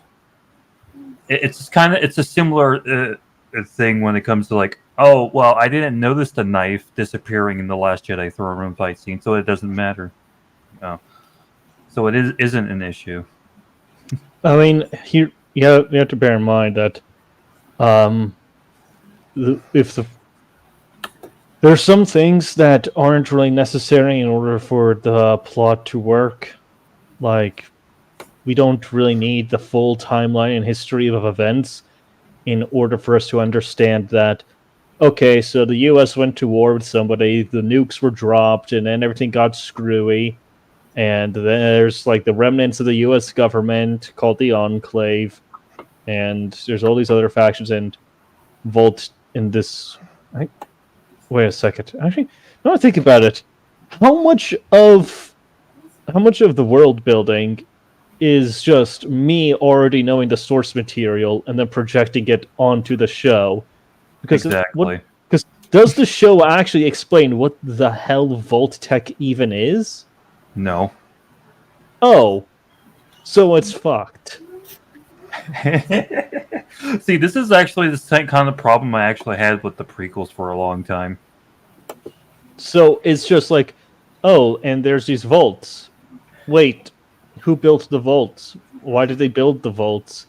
Did they know about the impending war or something? Was that why they did it? And also, aren't some of the vaults like these really messed up experiments in the show? Because I know in the game, the Voltec effed around with these things and did all sorts of crazy experimentation on people. But is that in the show as well? Because if that's in the show, that starts begging questions. I have to sip through the show some more. I'm like going into like autistic details into just the opening bit of the show. And like the part where I'm at right now, I'm like when the main character, well, okay, not the main character, but the character, our point of view character is, he comes up later in the show. I'm like from like his position with, what I have so I didn't really be explained to me. That will be explained reference later. Why does it need to be? It's just such basic information. I don't understand. But I have to get back to that. Mm-hmm. So what I was going to talk about was the just proximity to the nukes, and like even in that scene, the nukes are inconsistent as hell. Like you have the one that dropped in like downtown LA in the beginning of the first one that drops, and not getting into the fact that nobody fucking notices the bomb when it dropped. Like everybody's just minding their own business. Like, oh no. Yeah, not gonna lie. When I saw that scene, I was just like, "How did you guys not notice that?"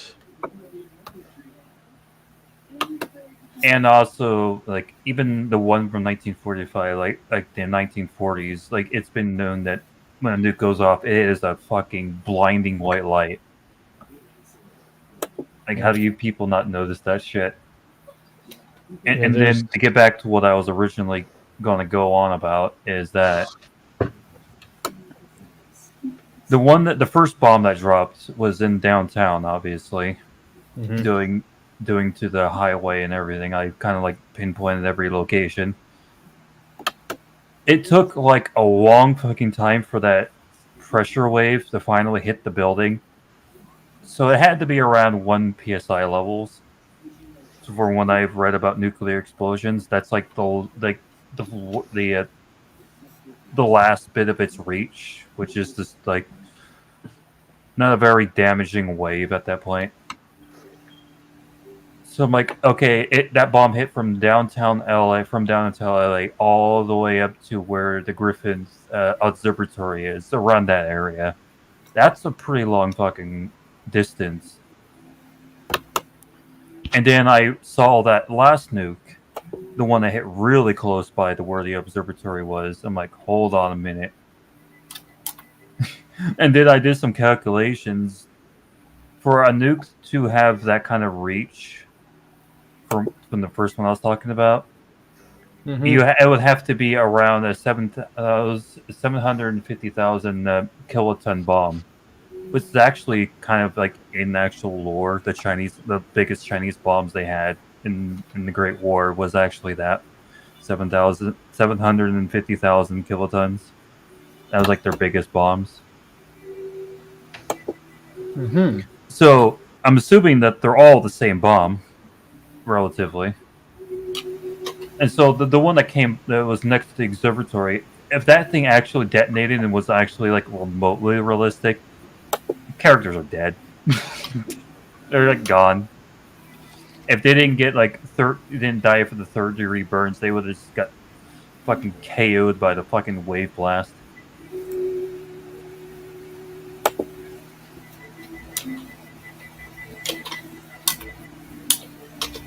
It is just, it is like a death of 1,000 guts. It's like, like how much effort they actually put into like the thought process of everything, and like they really fucking didn't. They were just like, oh, cool, like explosions and stuff. Or snark. And it comes like that entire attitude goes throughout the entire show, where nonsense happens. Oh, I'm not looking forward to dissecting the rest of that show.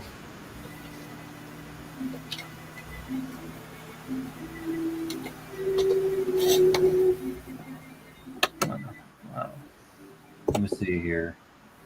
I don't require everything to be explained to me.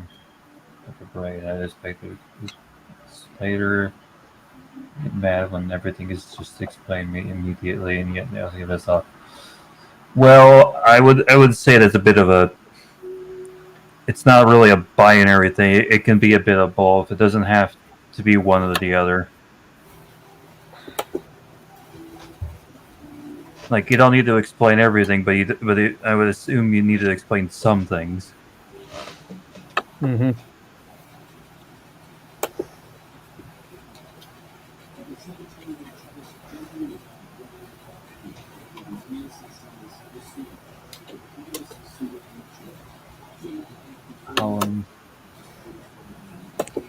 I mean, I never said that the Dune movies were particularly well written. So how can you enjoy Dune? What? I think we Shut need off to your brain. to turn your brain. Like, hold on a minute here. This is kind of that's kind of retarded. Yeah, that's like, oh, like you can criticizing and know something's badly written, but and still enjoy it. That's an L take trip. Sorry.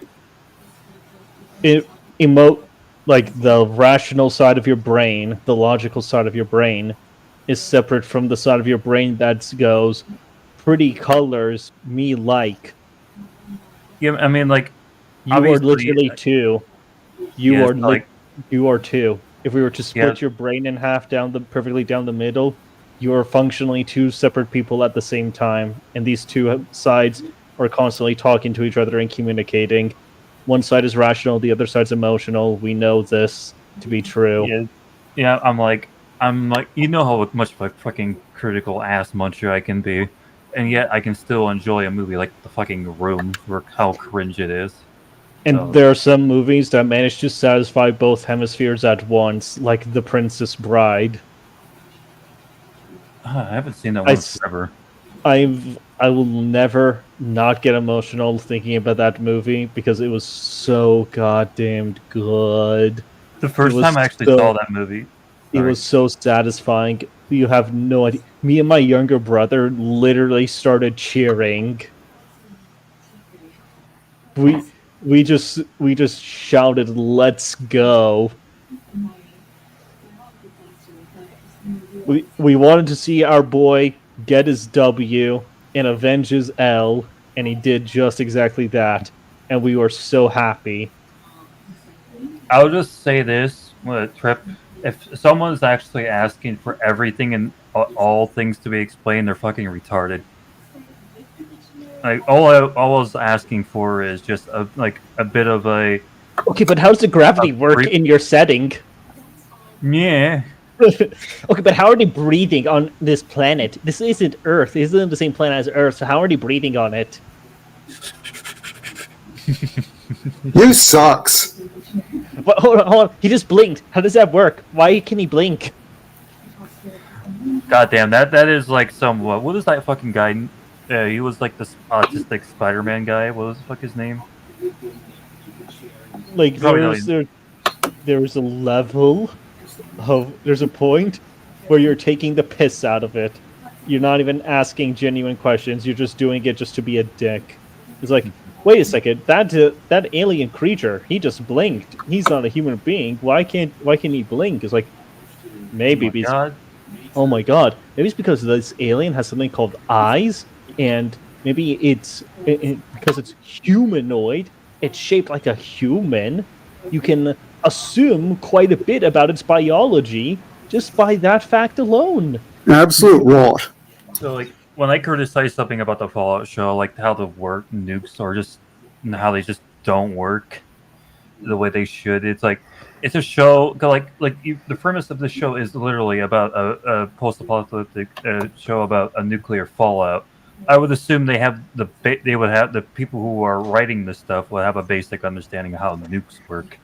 I mean, if the whole premise of your show is that it is a post-nuclear war apocalypse, I hope you understand what it means to detonate a nuke and the consequences thereof. Because it's like all I had to do was just do some very basic research, and I could pretty much dismantle a lot of the fucking dumb shit that's happening. In and that what I want to know is how the fuck do ghouls work? because the ghoul is functionally immortal.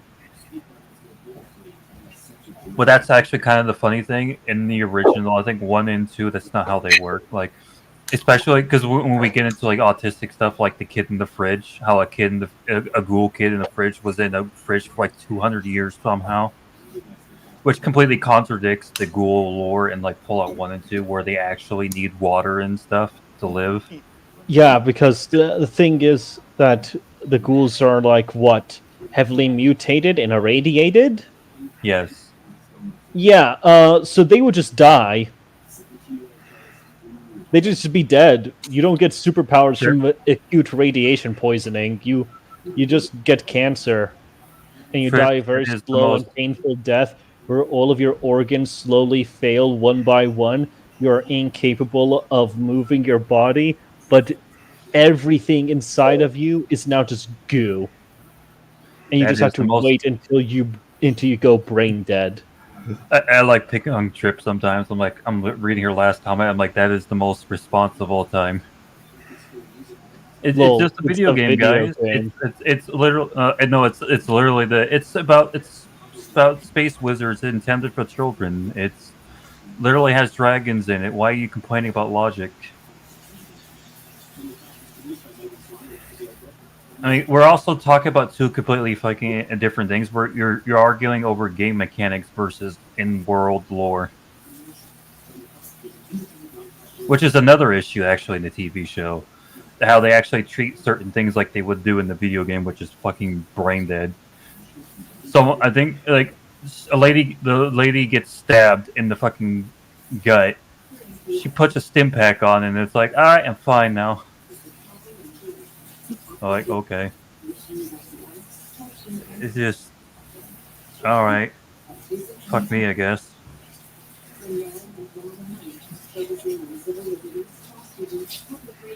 Oh.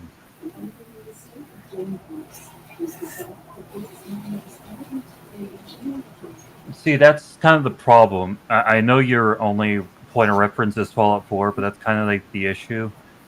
Is that Fallout was never all over the top until Bethesda just decided to make it that way after they took over the franchise for Interplay. Anyway, I'm going to go ahead and... It's kind of similar to how the original trilogy... Go ahead. It's kind of like how the original trilogy from Star Wars was, and then you compare that to the Star Wars. Later's everyone. Done, you took too long. Okay, yes, bye. What a retard.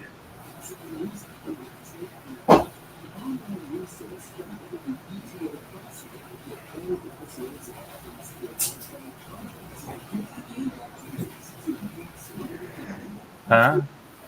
Oh, if Skids, you're still here. No, I wasn't talking about Dune. I was talking about the Fallout. I was ranting about the fucking Fallout show.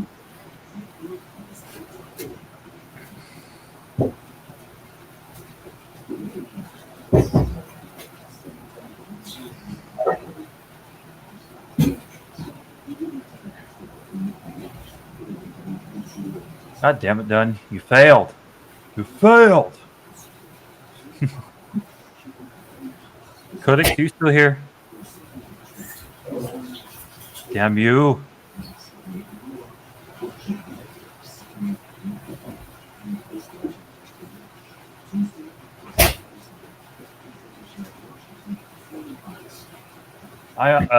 Honestly, I would recommend you play Fallout 1 and 2.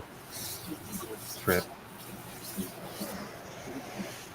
If you like top-down games or ever played them, that's pretty much what the original two games were like. Just, what are they called? Top-down symmetrical games? I forgot.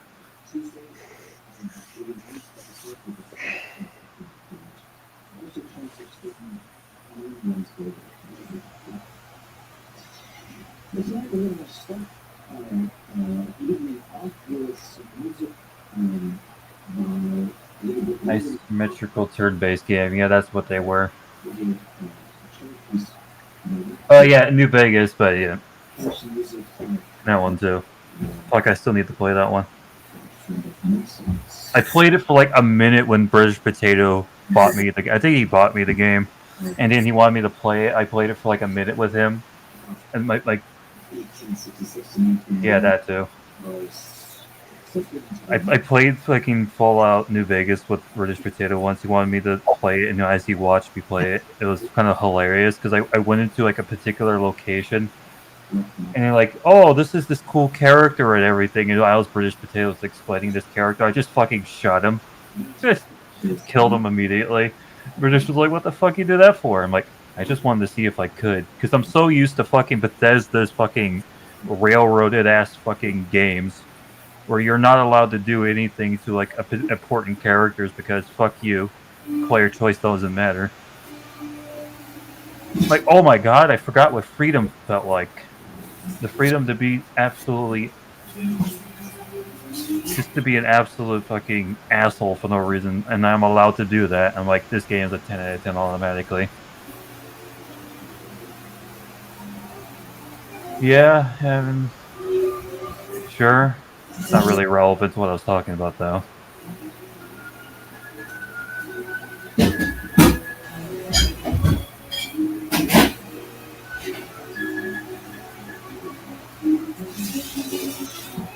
No, he said he was supposed to be gone for like 15 minutes to do something, and that 15 minutes has probably turned into like 20 or more.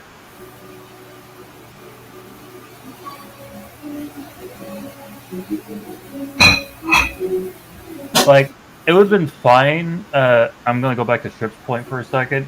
Like, it would have been fine if it was over the top since the very beginning, but my issue really is with the show is that it, and Bethesda as a whole, when it comes to their iteration of Fallout, they just completely changed what Fallout is in the tone and everything. If it was tongue-in-cheek, goofy shit the whole time, then it would be fine, because that's what the series would have been all about. My problem is lack of consistency. How they just decided to change the tone of the entire series because fuck you.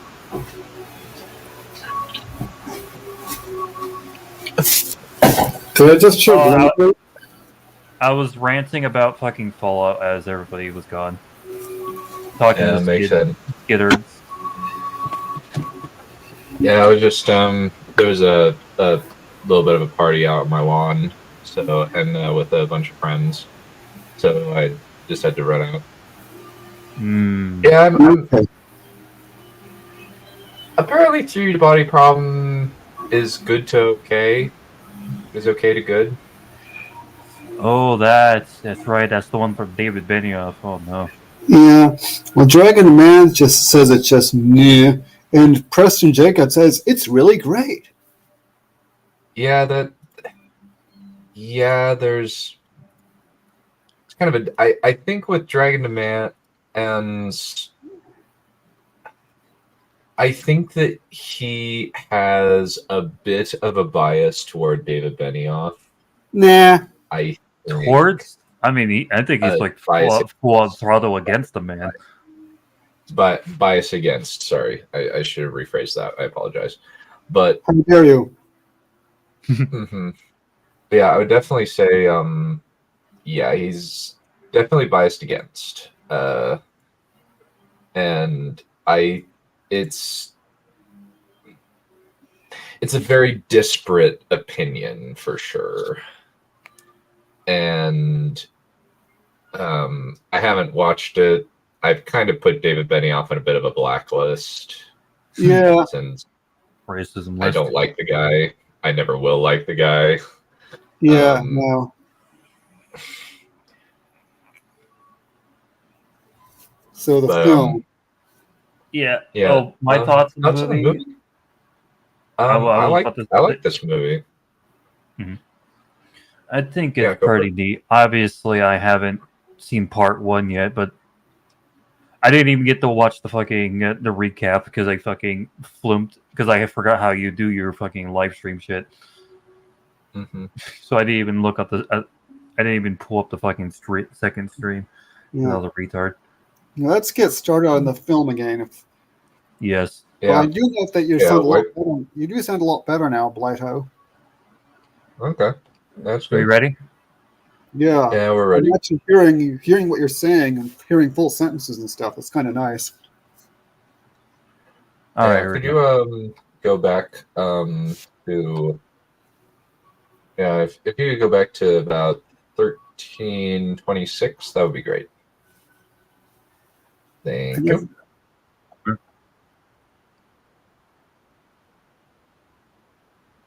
Now they have subtitles.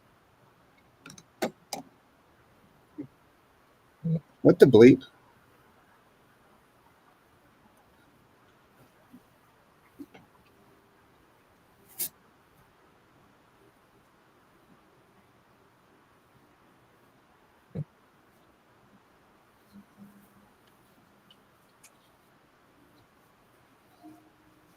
Ugh.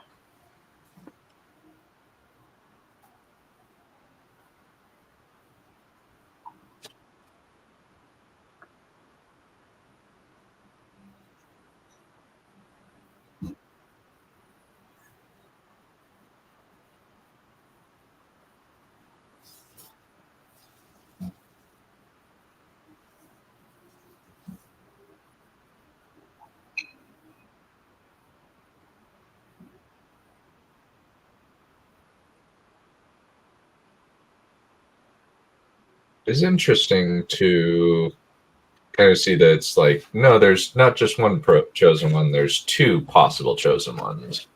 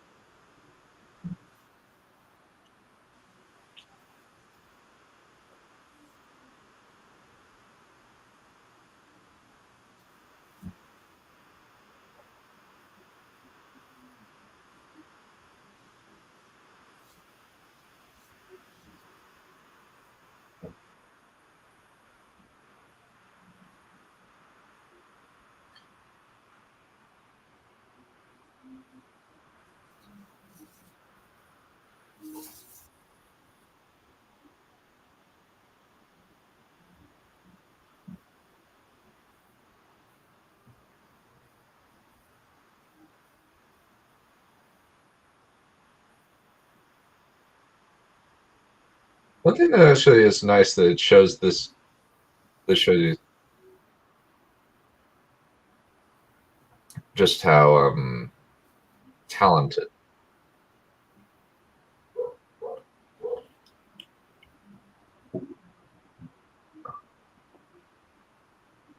Why is it all black and white? I would say that is how they represent the lighting on the Harkonnens' home planet. Oh, okay. It's a little weird, but hey. Well, I think it's just that's the only way that they could represent a black and white planet. Yeah. Okay. So,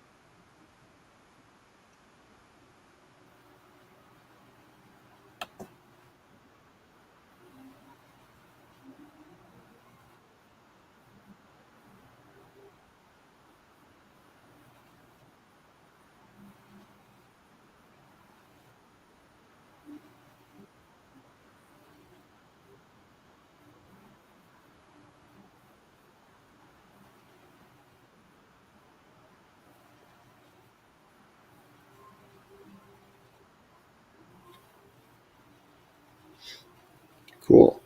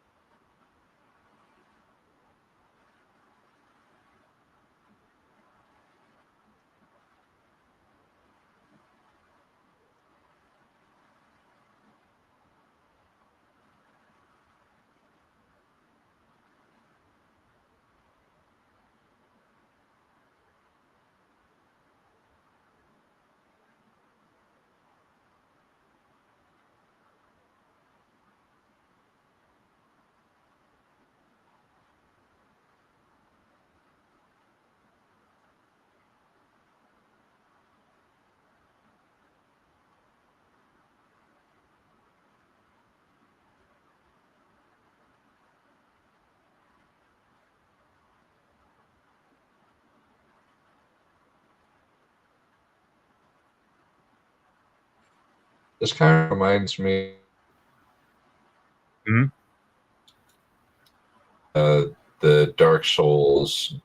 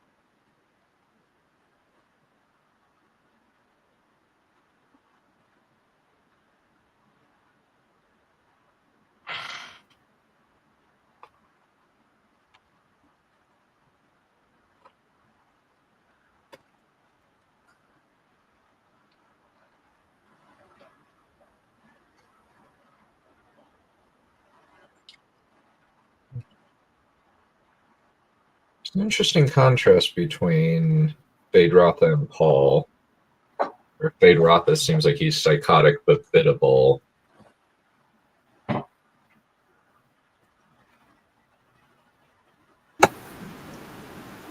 Yeah.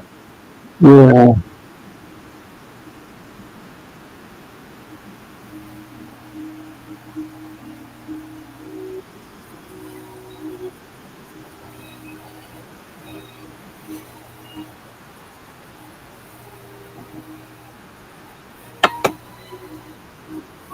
Yeah.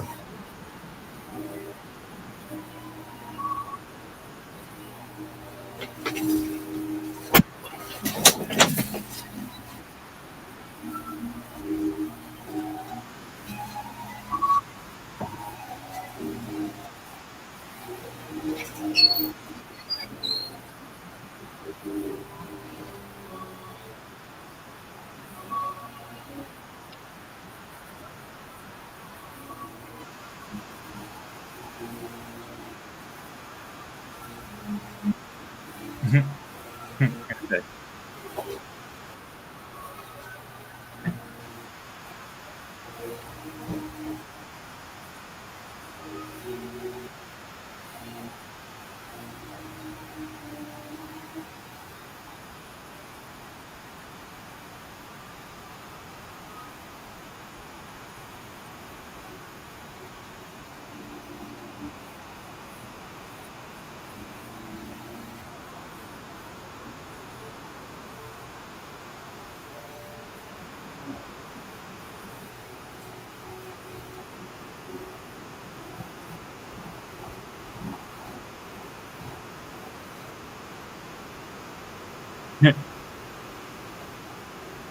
Yeah.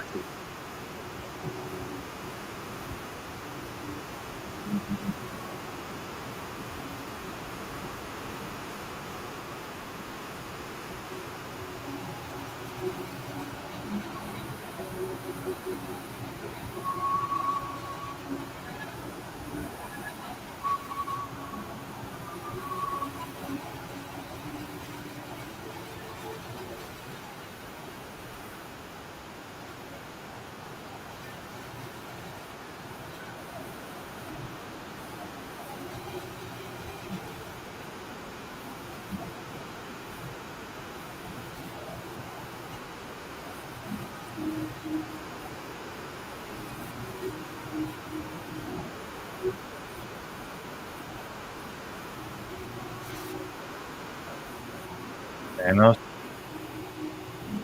Ah, Thanos.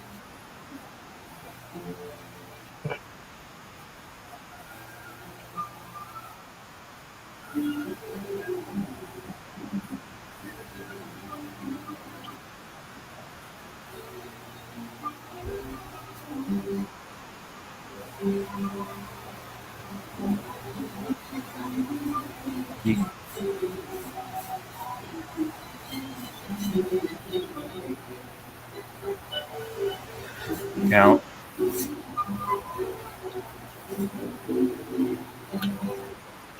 Valerian, your music is coming through the mic. I'm doing what?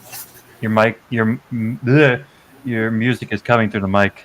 Oh, I beg your pardon. Let me turn that thing down then.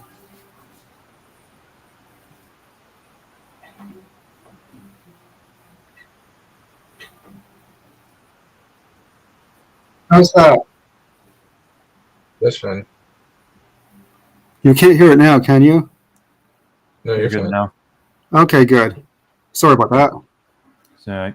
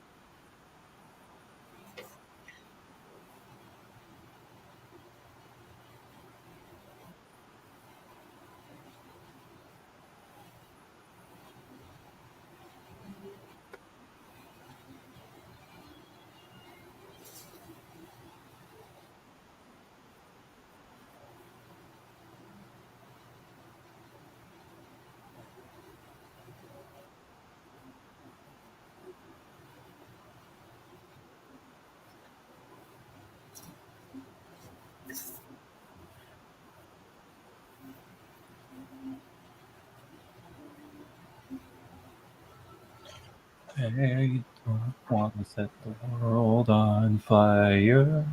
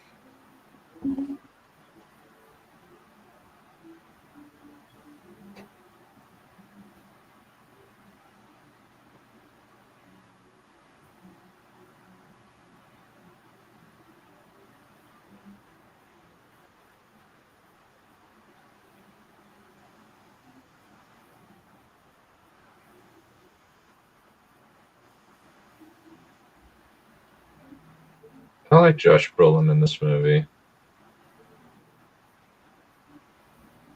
Didn't. Sorry, did you say something?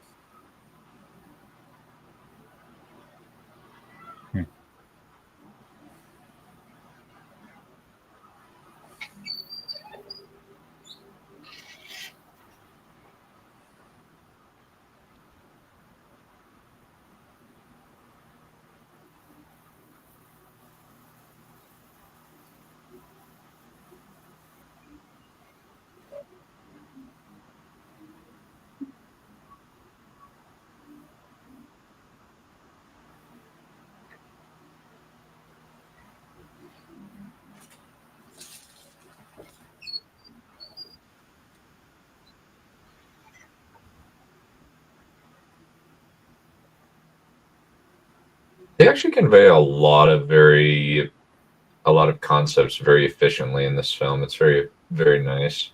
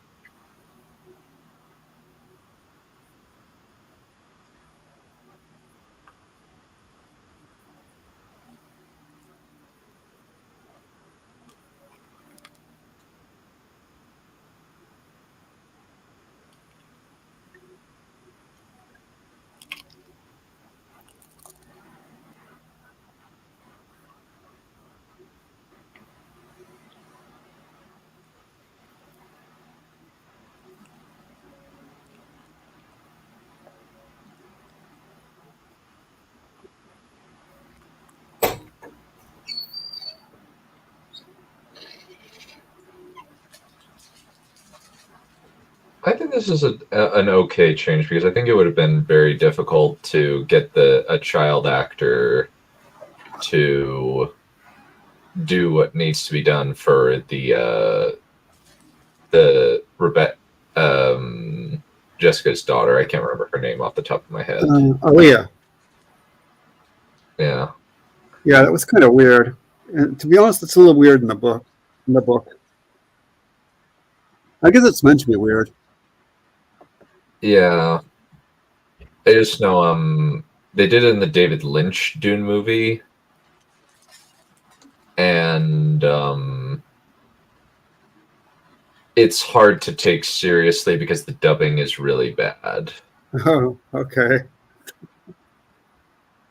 And the voice is really bad as well. Vulgar.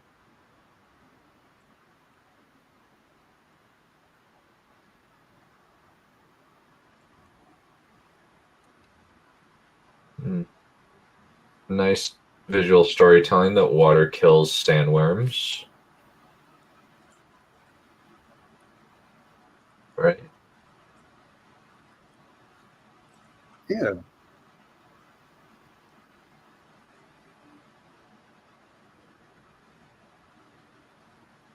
Are we on Arrakis here?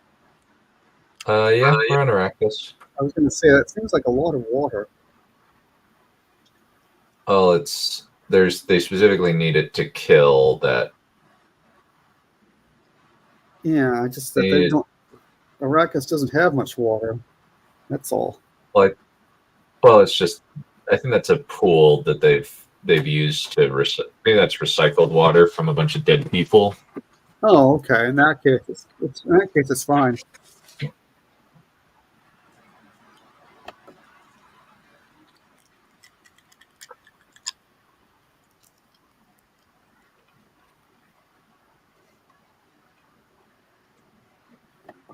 And they do establish that there are places where there are a lot of dead people's water. Okay. And like several gallons worth of like gallons and gallons and gallons of recycled water. That's a lot of dead people. Yeah.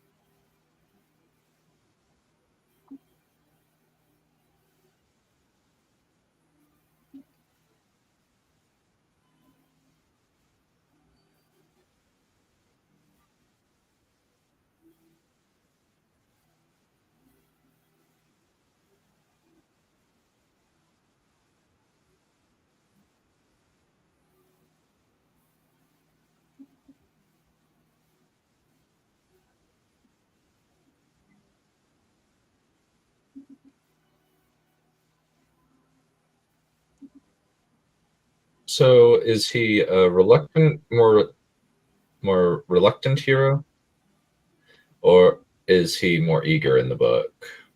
I'm not very familiar.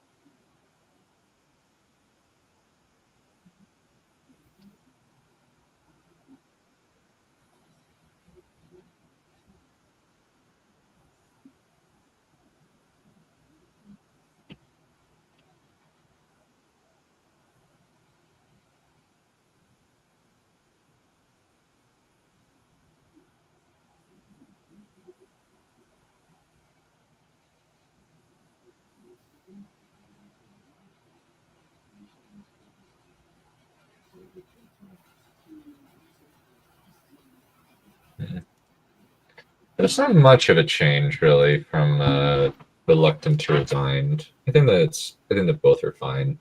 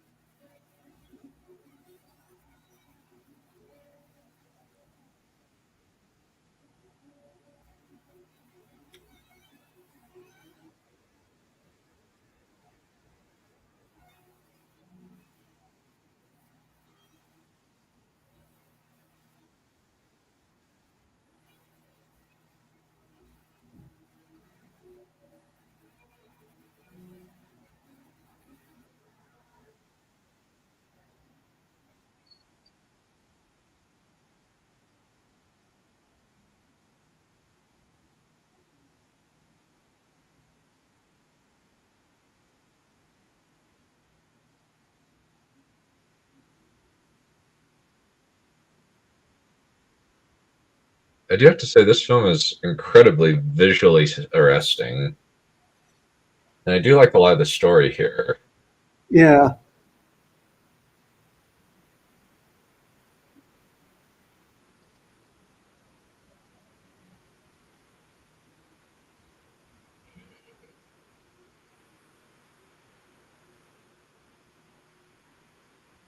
So they're riding the sandworms.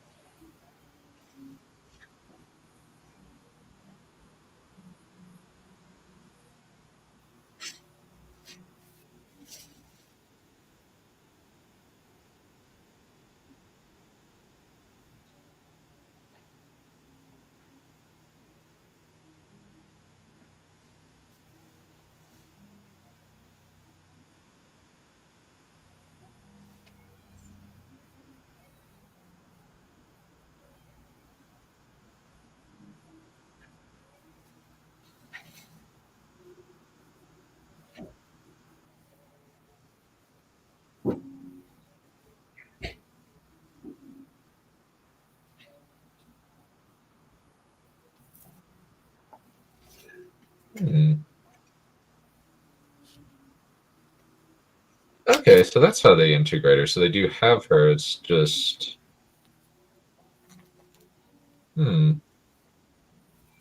interesting. Okay, so they She's do not integrate born her. yet. It's just, She's in the store. She's not born yet, but she's still. Apparently, that's how she's interacting.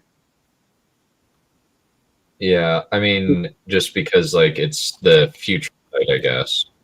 Yeah, she's still in the womb, I think, but Yeah. she has all that knowledge and stuff, I gather, still, like she did in the book.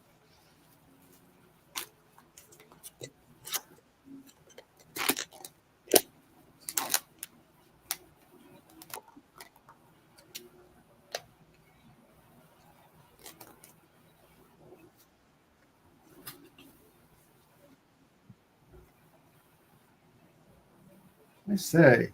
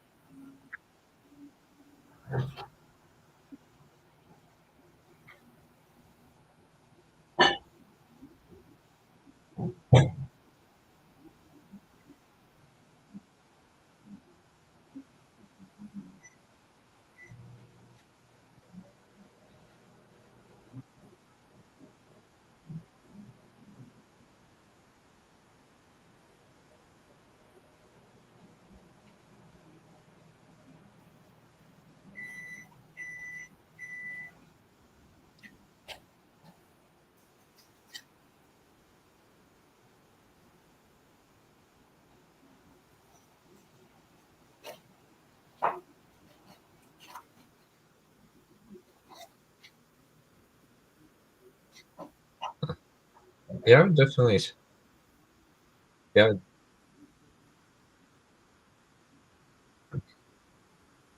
yeah, I would definitely say not a girl boss. If she were a girl boss, she would not. She would not have been able to be manipulated by the binary generate voice. Sorry? I'm just like, if she, yeah, I'm just like thinking that the freaking Professor Geek is a moron. Professor Geek is a moron, you just said?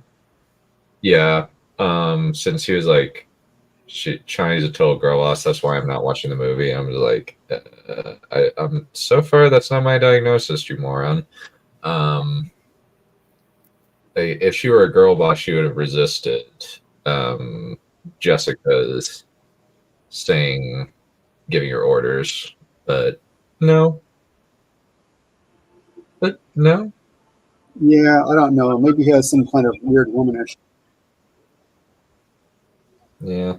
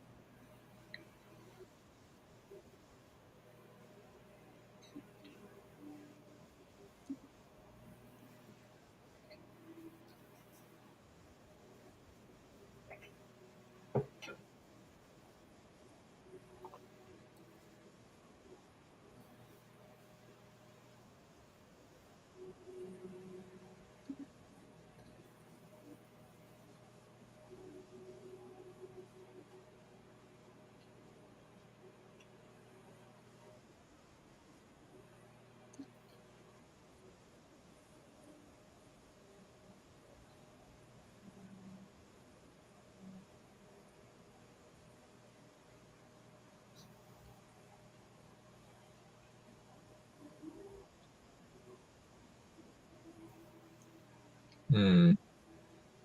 Yeah.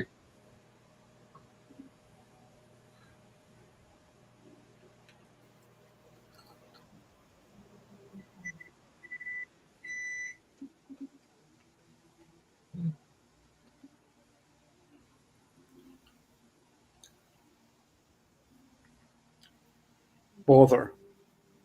Hmm.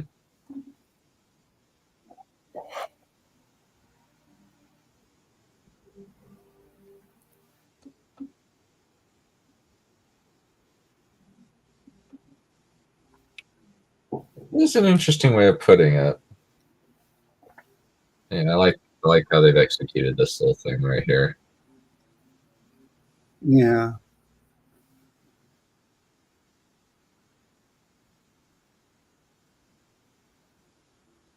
I'd rather be a Lannister than Harkonnen. Yeah, at least the Lannisters don't have a bunch of a guy who's a possible pedophile. Forget possible, definite. At least in the book. Okay, yeah. Disgusting. Oh, yes, it is. Yeah, the Harkonnens in the book are just parodies of everything vile about humanity. They're competent, but they're just vile beyond vile in the book. Yeah.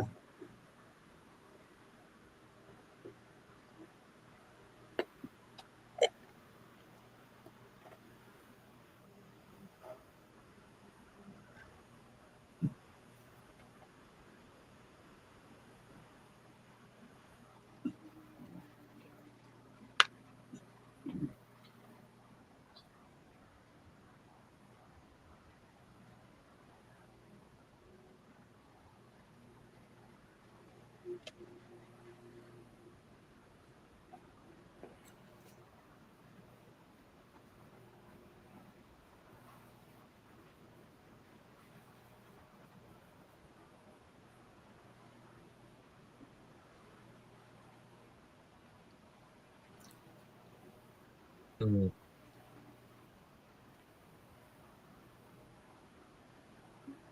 So this is kind of the bit where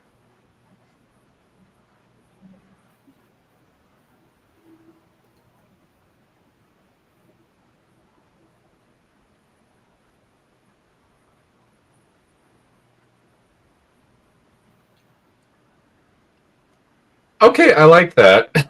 Yeah. I might be terrible, but I like the fact that she is getting told off for being stupid. That is actually really nice.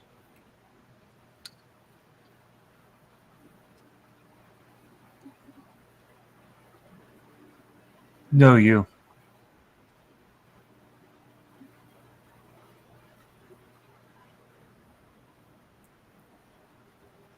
Yeah.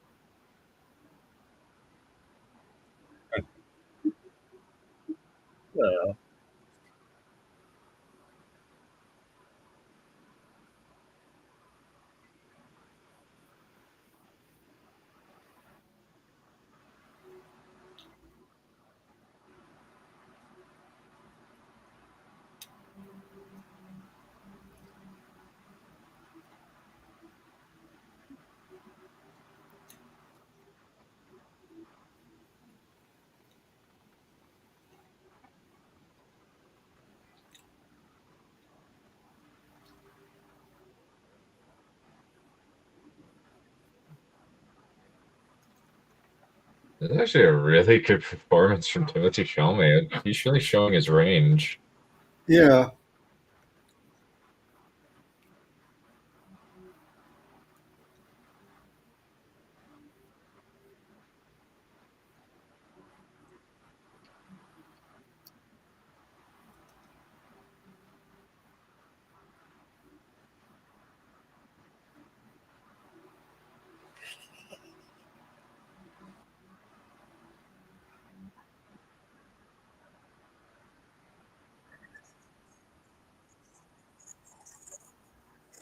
He said it. He said it.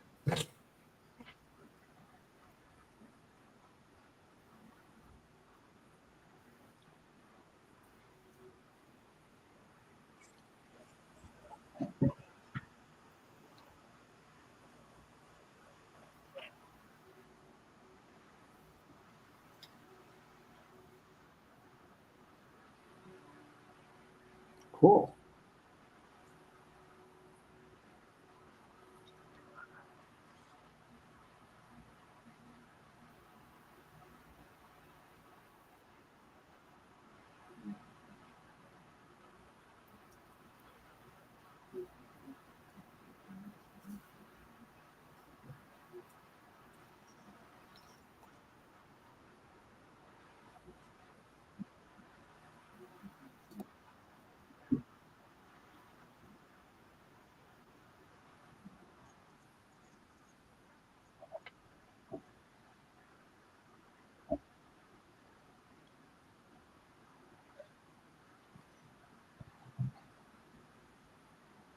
This is pretty good. I like this.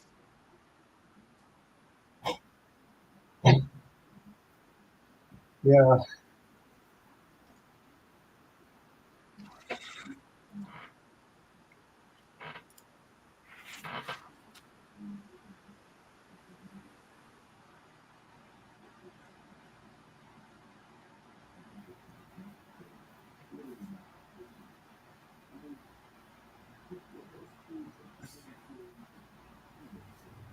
And the Emperor finds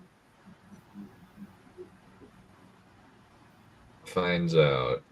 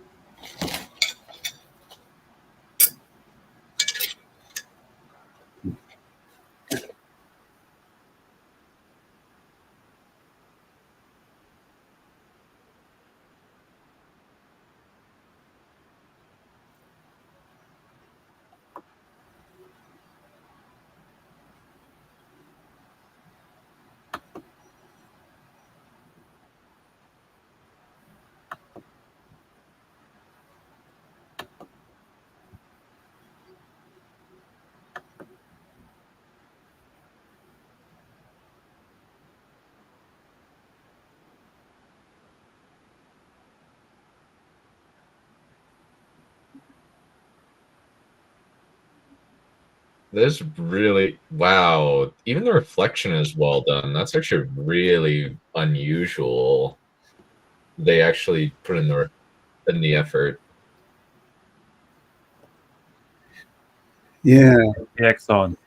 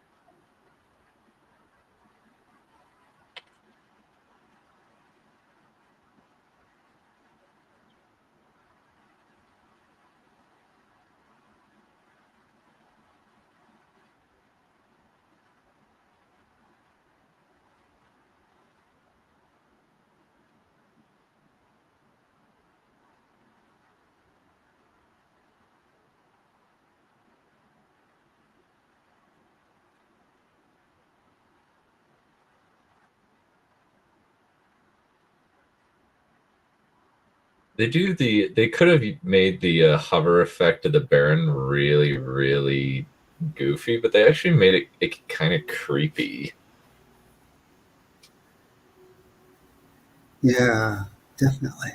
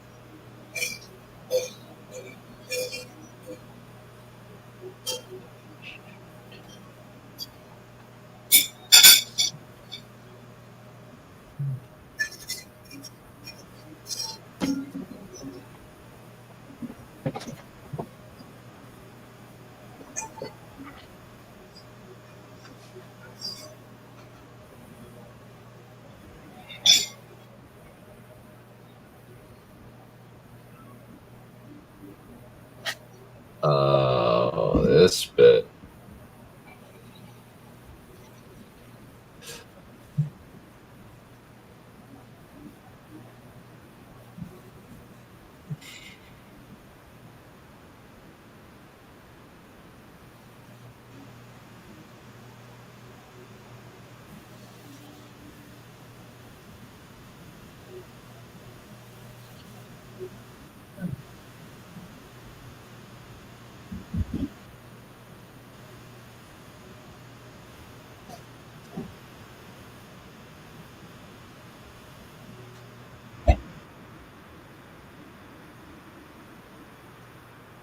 It's pretty cool.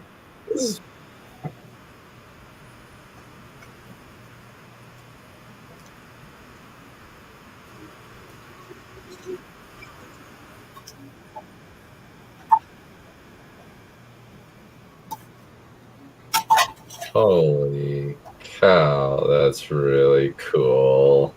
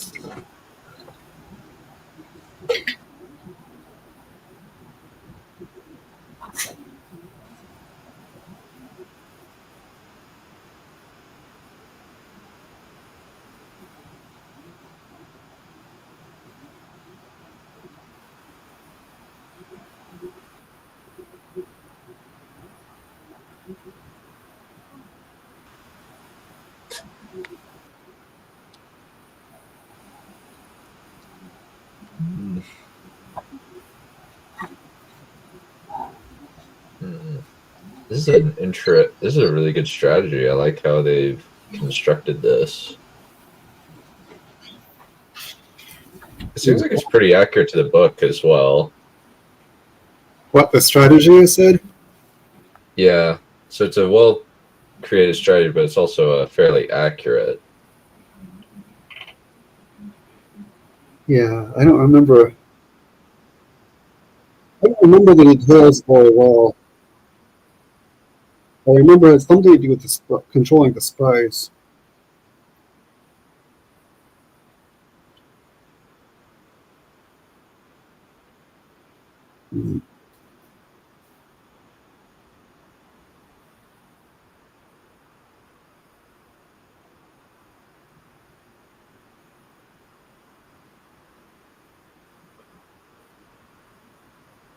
That's some impressive spectacle right there. Yeah.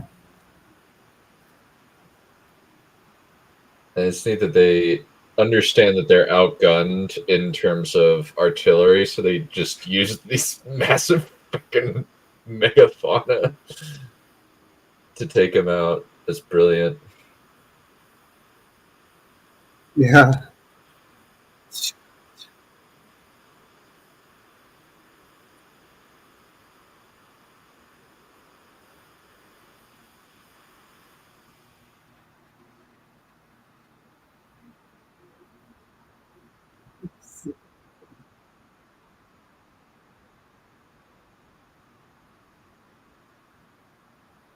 Yeah, this smacks of the Aiel in a lot of ways. Let me see. The Aiel was something they used to control people with, right? Was the Aiel something they control people with? So the Aiel are a culture that are very, very similar to the Fremen in a lot of ways.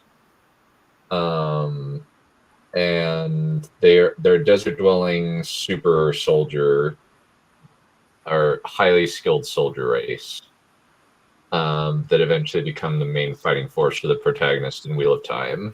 Oh, okay. So that's why somebody was saying that Robert Jordan was influenced by Dune or something like that, and that's why it sucked.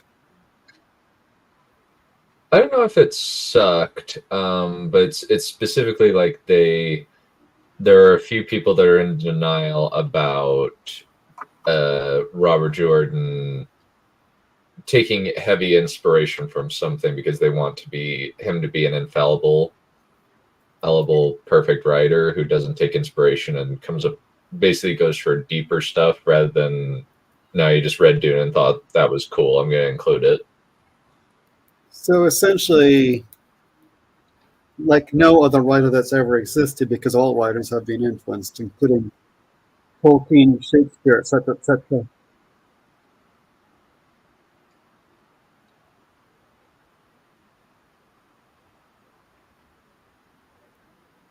Yeah.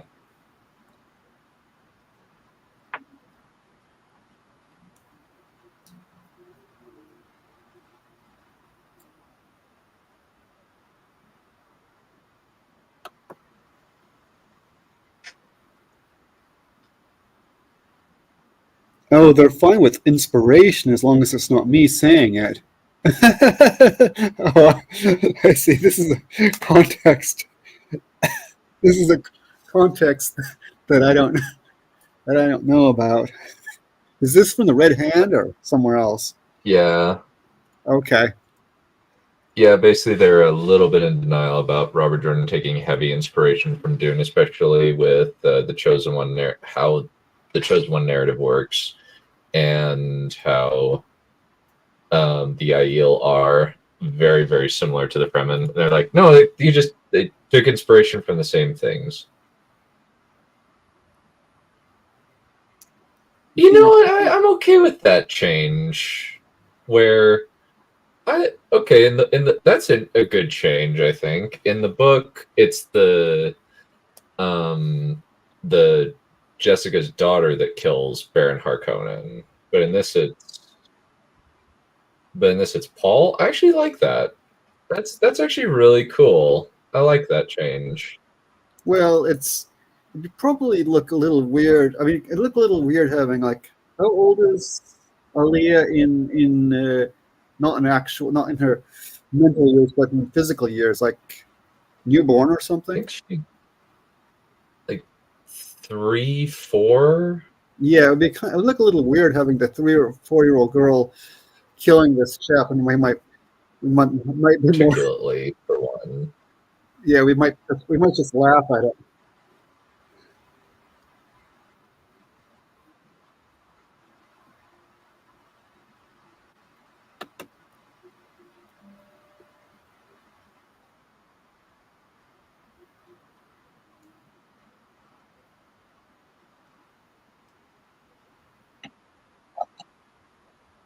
Bother.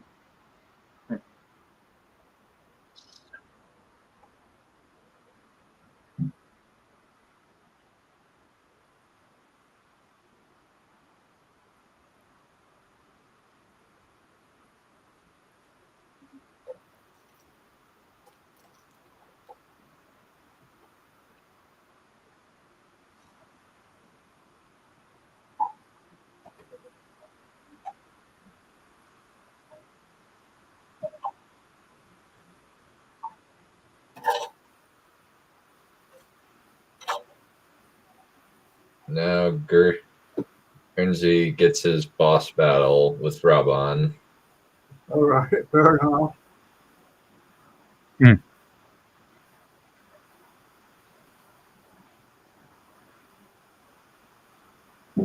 Some excellent cinematography on this.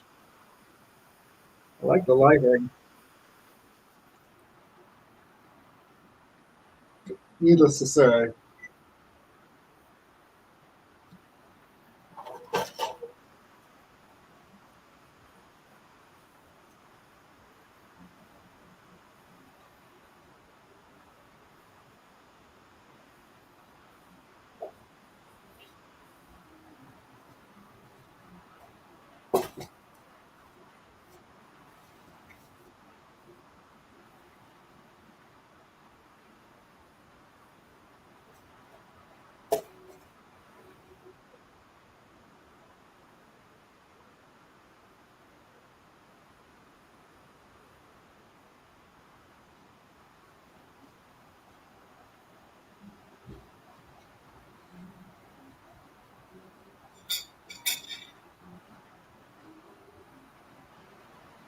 Wow.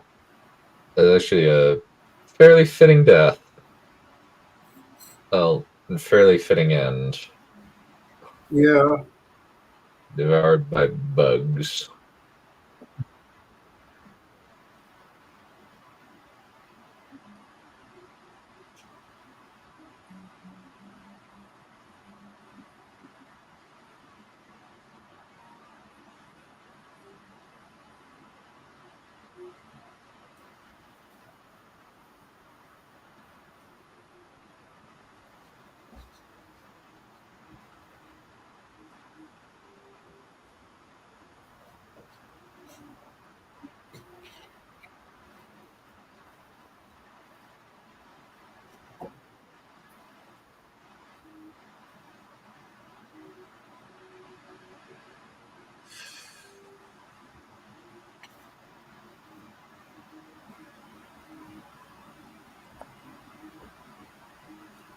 I do have to say, I really like Timothy Chalamet in this film. Like he's got some good range to him. Yeah.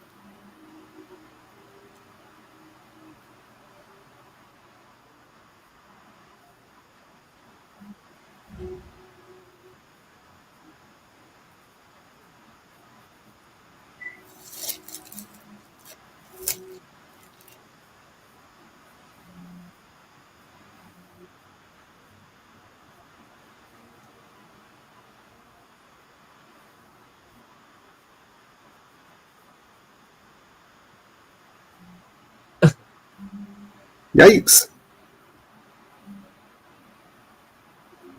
Yep. Yeah, I'm glad that this film is beyond the political.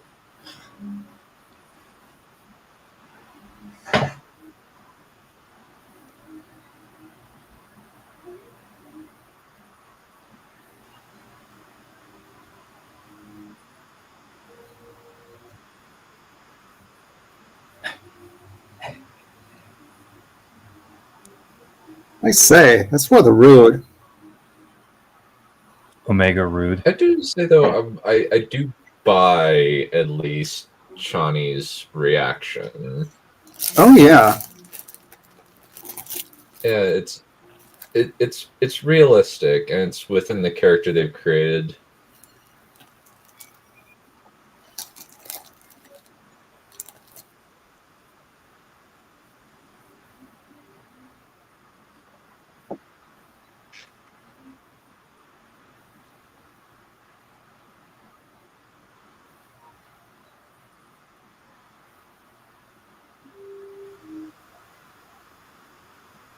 Oh.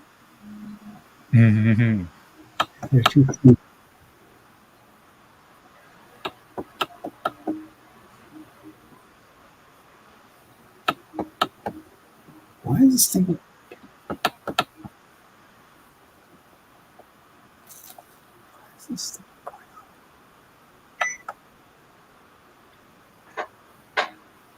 Now we get a fight. I'm very intrigued. Fight, fight, fight, fight.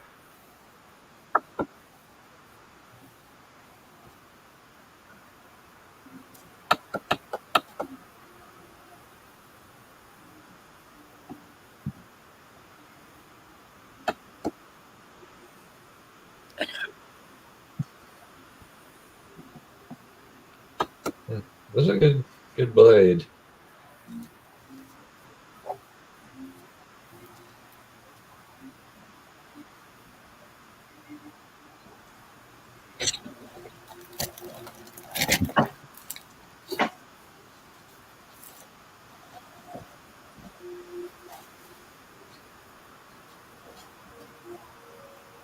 Knife fight.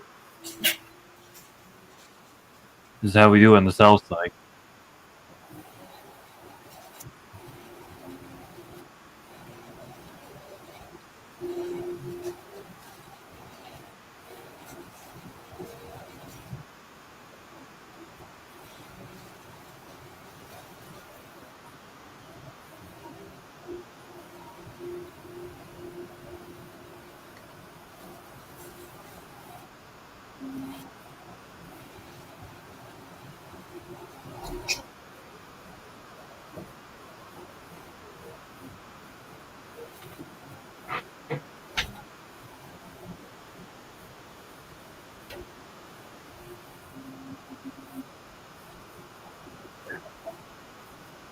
That's interesting. They chose not to have any music.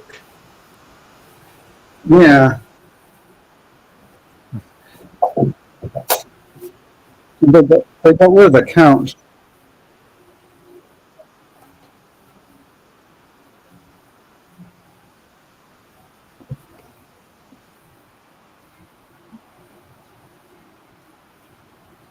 Hmm.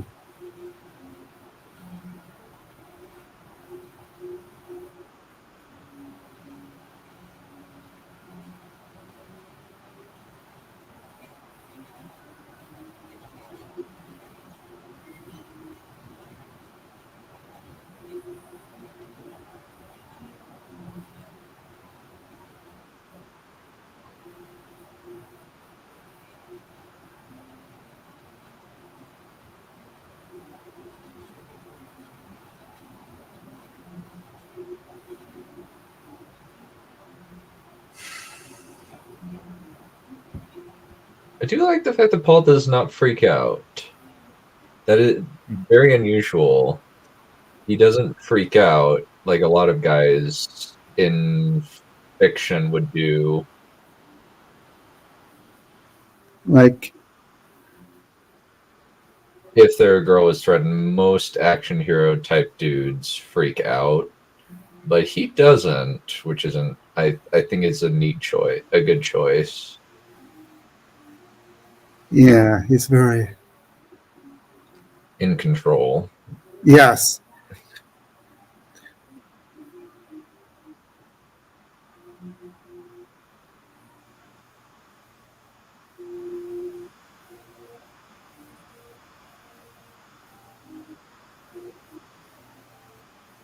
Hold on.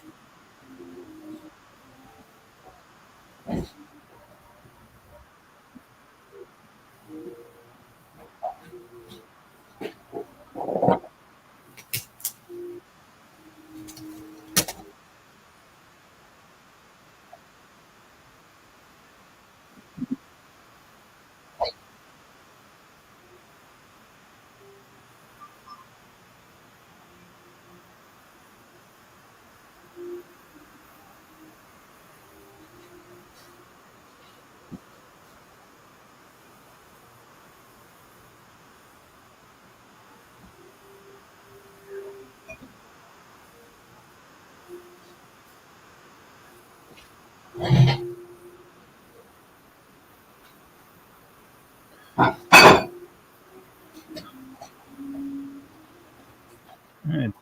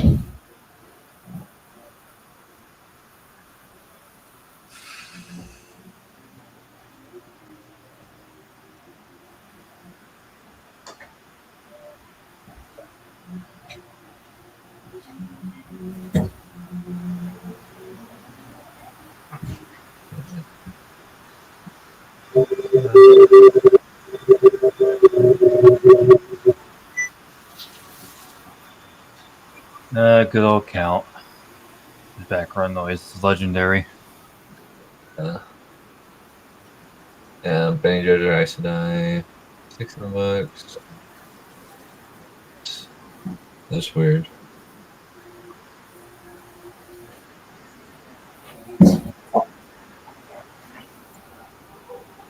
Yeah. Yeah, strong independent woman to walk out. Yeah, that's not very good. Yeah, that's not terribly flattering as a look.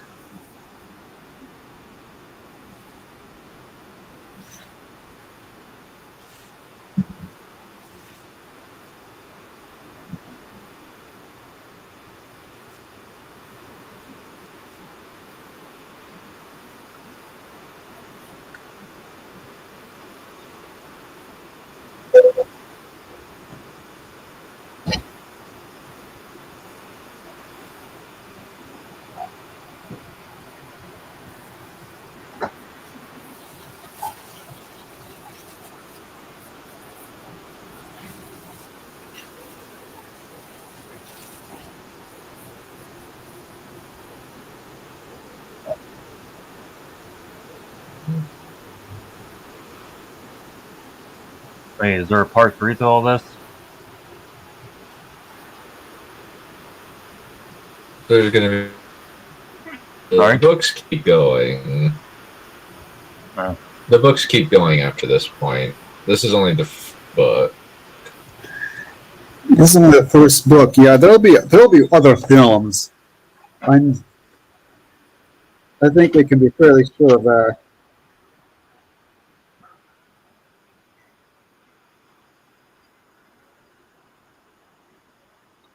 Which will be interesting because I've never actually read anything past the first book.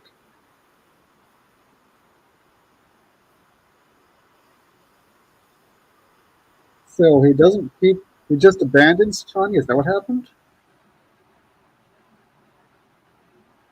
Did I get that right? I think it was more just Chani left. I think that it's more just Chani leaves and lets herself die. Oh, That's what I got out of it. that's not at all what I remember. That's not at all what happens in the books. Yeah. Yeah. So That is a weak, whiny one. Yeah, like that's not a girl boss. That's not how I would put it. Now, kind of interested. Let's take a look at Professor Geek's take. Granted, he has never watched this film. I've seen the chapter Imagine if Hobby is mentioned in Dune Part 2. he knows more about it than we do, though. Oh, yeah, but 2 is great in epic cinema. Oh, yeah, but changes the source material. I don't see why anybody didn't see that coming.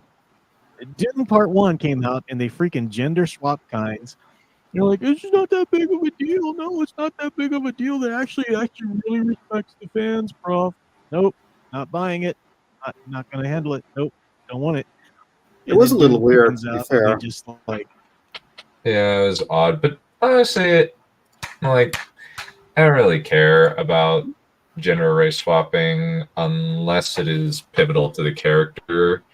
Like, I think having Tar Muriel be played by Cynthia Addie Robbins is both offensive to the character and to Cynthia Addie Robbins because she's the only black person on Numenor. And it just makes her look tokenized. It also doesn't match the description in the source material where Tar Muriel is described as being white. Oh, yeah. The whole I didn't even notice. Yeah, I didn't even notice that, really.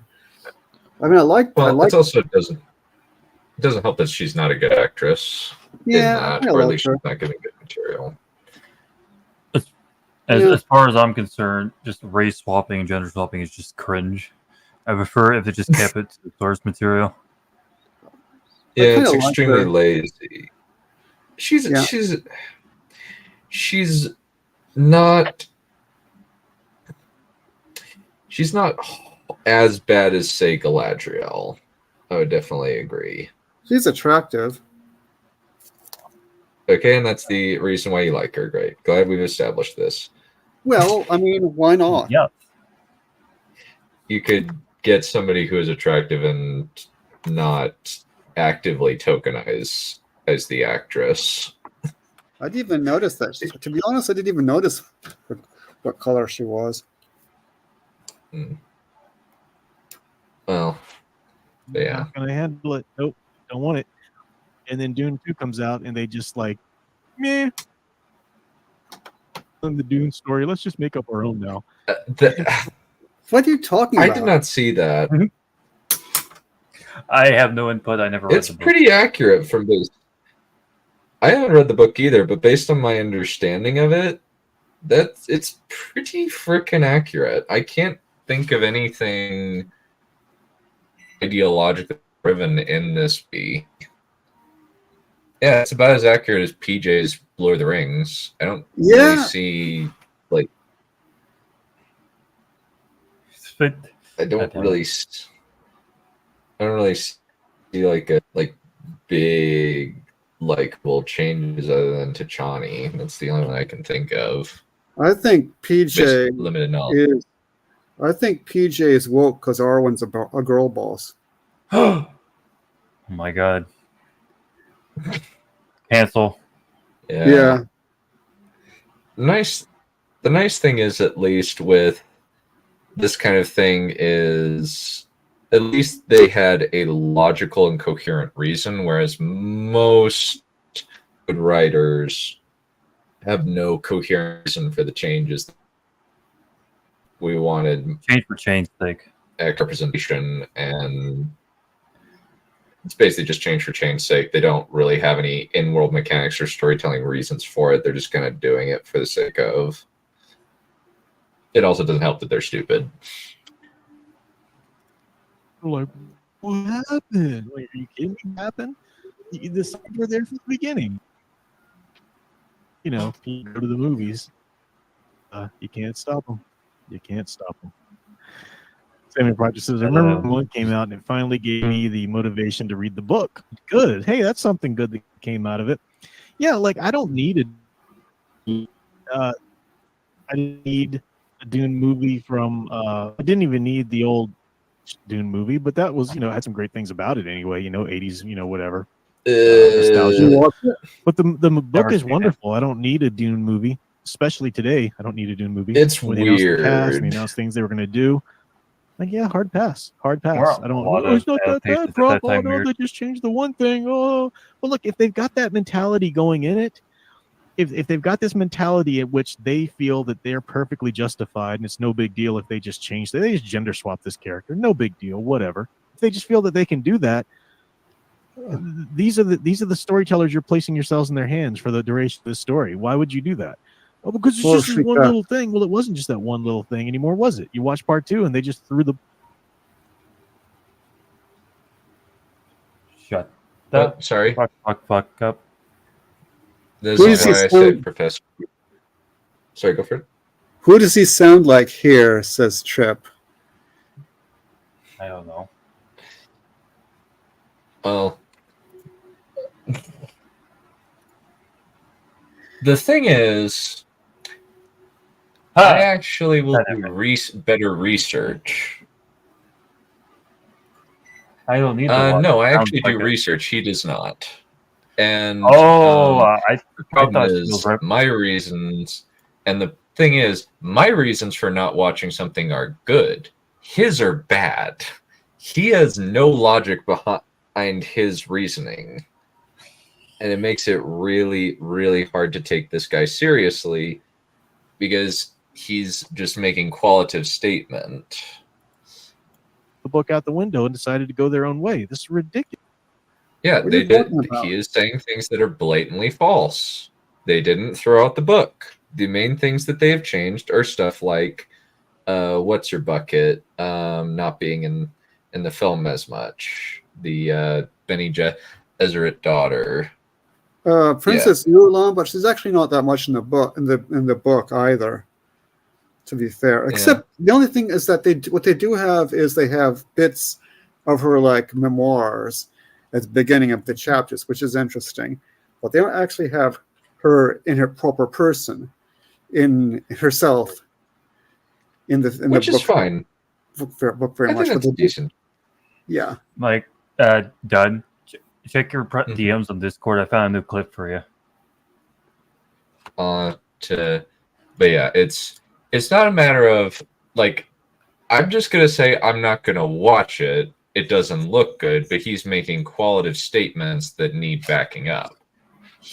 I don't like, unless I have very, very firm evidence of what I'm saying.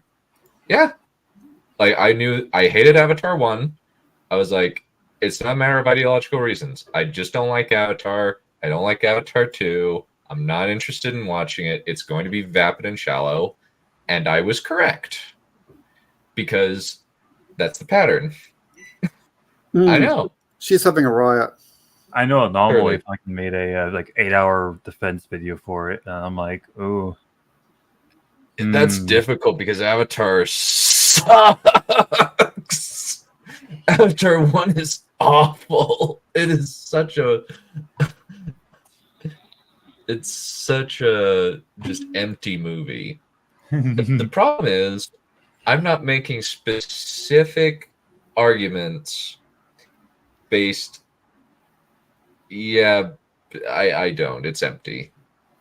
But the problem is Professor Geek is not giving good reasons is the problem. That he's giving easily falsifiable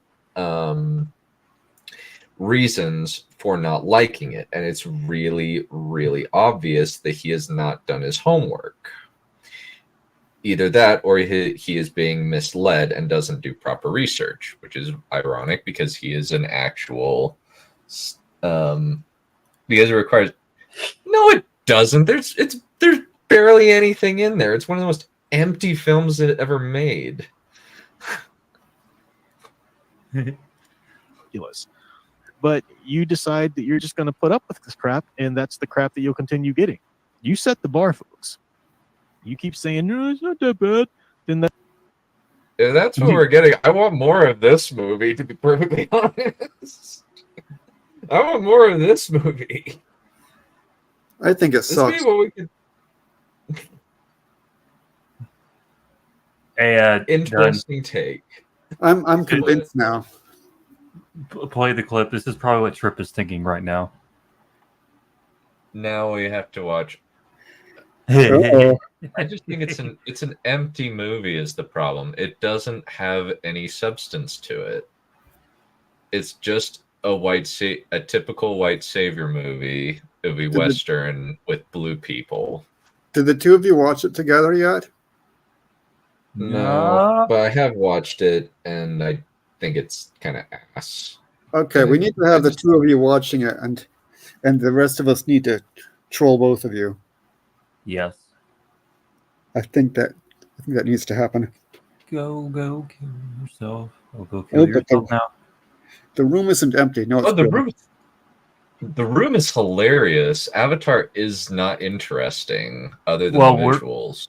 We're comparing two different things. We're talking about a movie being comparing. bland and apathetical versus a really bad movie that's reared right back around to being hilarious. Yeah, where it is attempting to be a drama and fail. They fail in different ways of them. It sucks. Yeah. The weird film actually kind of does have a bit of soul because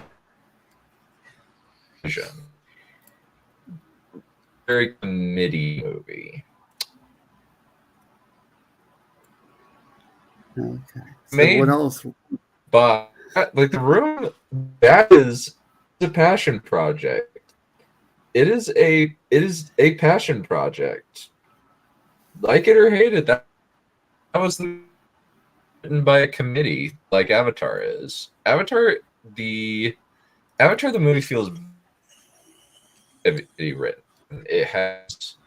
It just feels like corporate think tank came up with it. By the way, By the Yes. way, Blighto, I'm never going to forgive you for dissing Yes. the Borman script. No, kill it, die, kill it in the fire. It's brilliant. It makes me wish for a nuclear winter. Fine, it's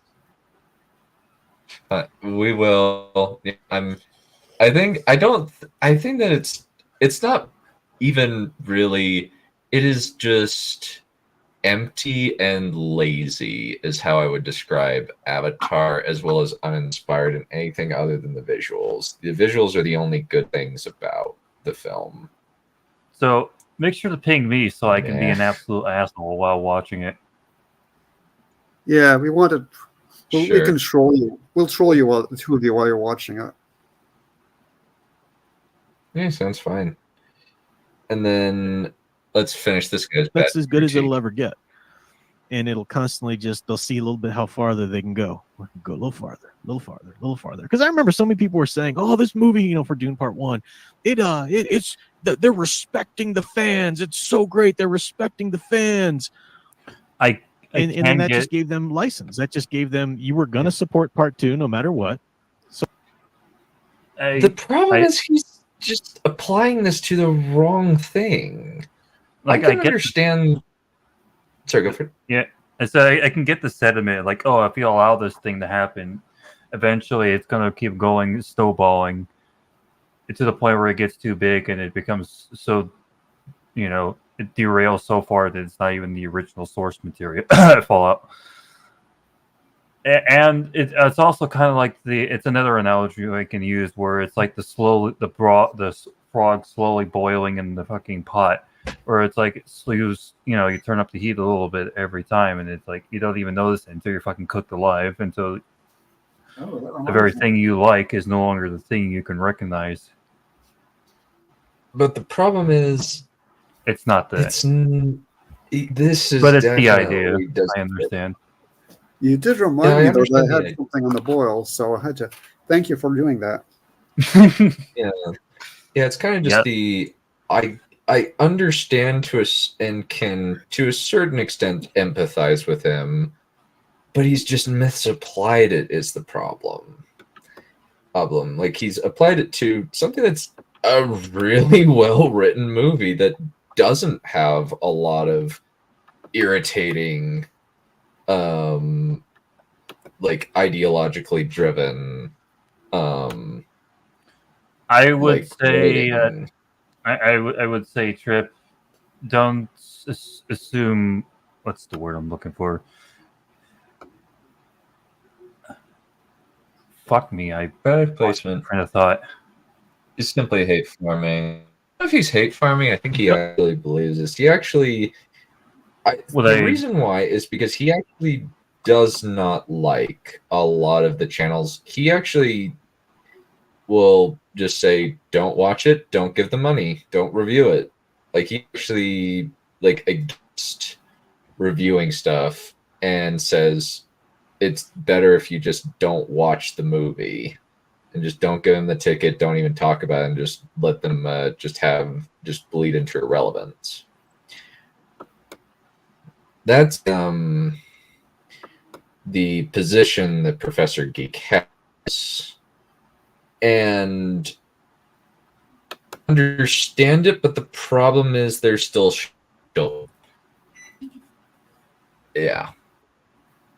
the shill culture around Wheel of Time, around Rings of Power, shill. Go for it. The words I was looking for. Don't assume mouse, which you can explain by stupidity. Yeah, that's pretty much. So what they I could was just trying do to get whatever the heck they wanted in Part 2. I mean, read the freaking writing on the wall, folks. It drives me crazy. So upset I got to open another Diet Pepsi. Oh no. And yet it's still the video about Dune, she says. And yes, that's the whole point. That's the point I was making earlier. Yeah. Why, if you think we should not pay attention to it, why you're paying attention to it? Wait a minute. I think that he based on my understanding of Professor Geek, He basically says, like, views himself as the lone guy in the wilderness and says, please stop watching these movies, and just will view films on their actual quality. He views their quality as how ideological they are and how well the aspirational hero. Well, the funny thing is he is married. He just barely got married a few months ago. And he remarried, I guess you could say. His office he needs to get laid. Yeah, that's what I'm responding to. Projection. Projection now. Yeah. Yeah. But the problem with Professor Geek is, so, for example, he thought that Godzilla vs. Kong was a legitimately good movie. Say what? Like, unironically, he thought it was actually smart. He thought it was a good movie.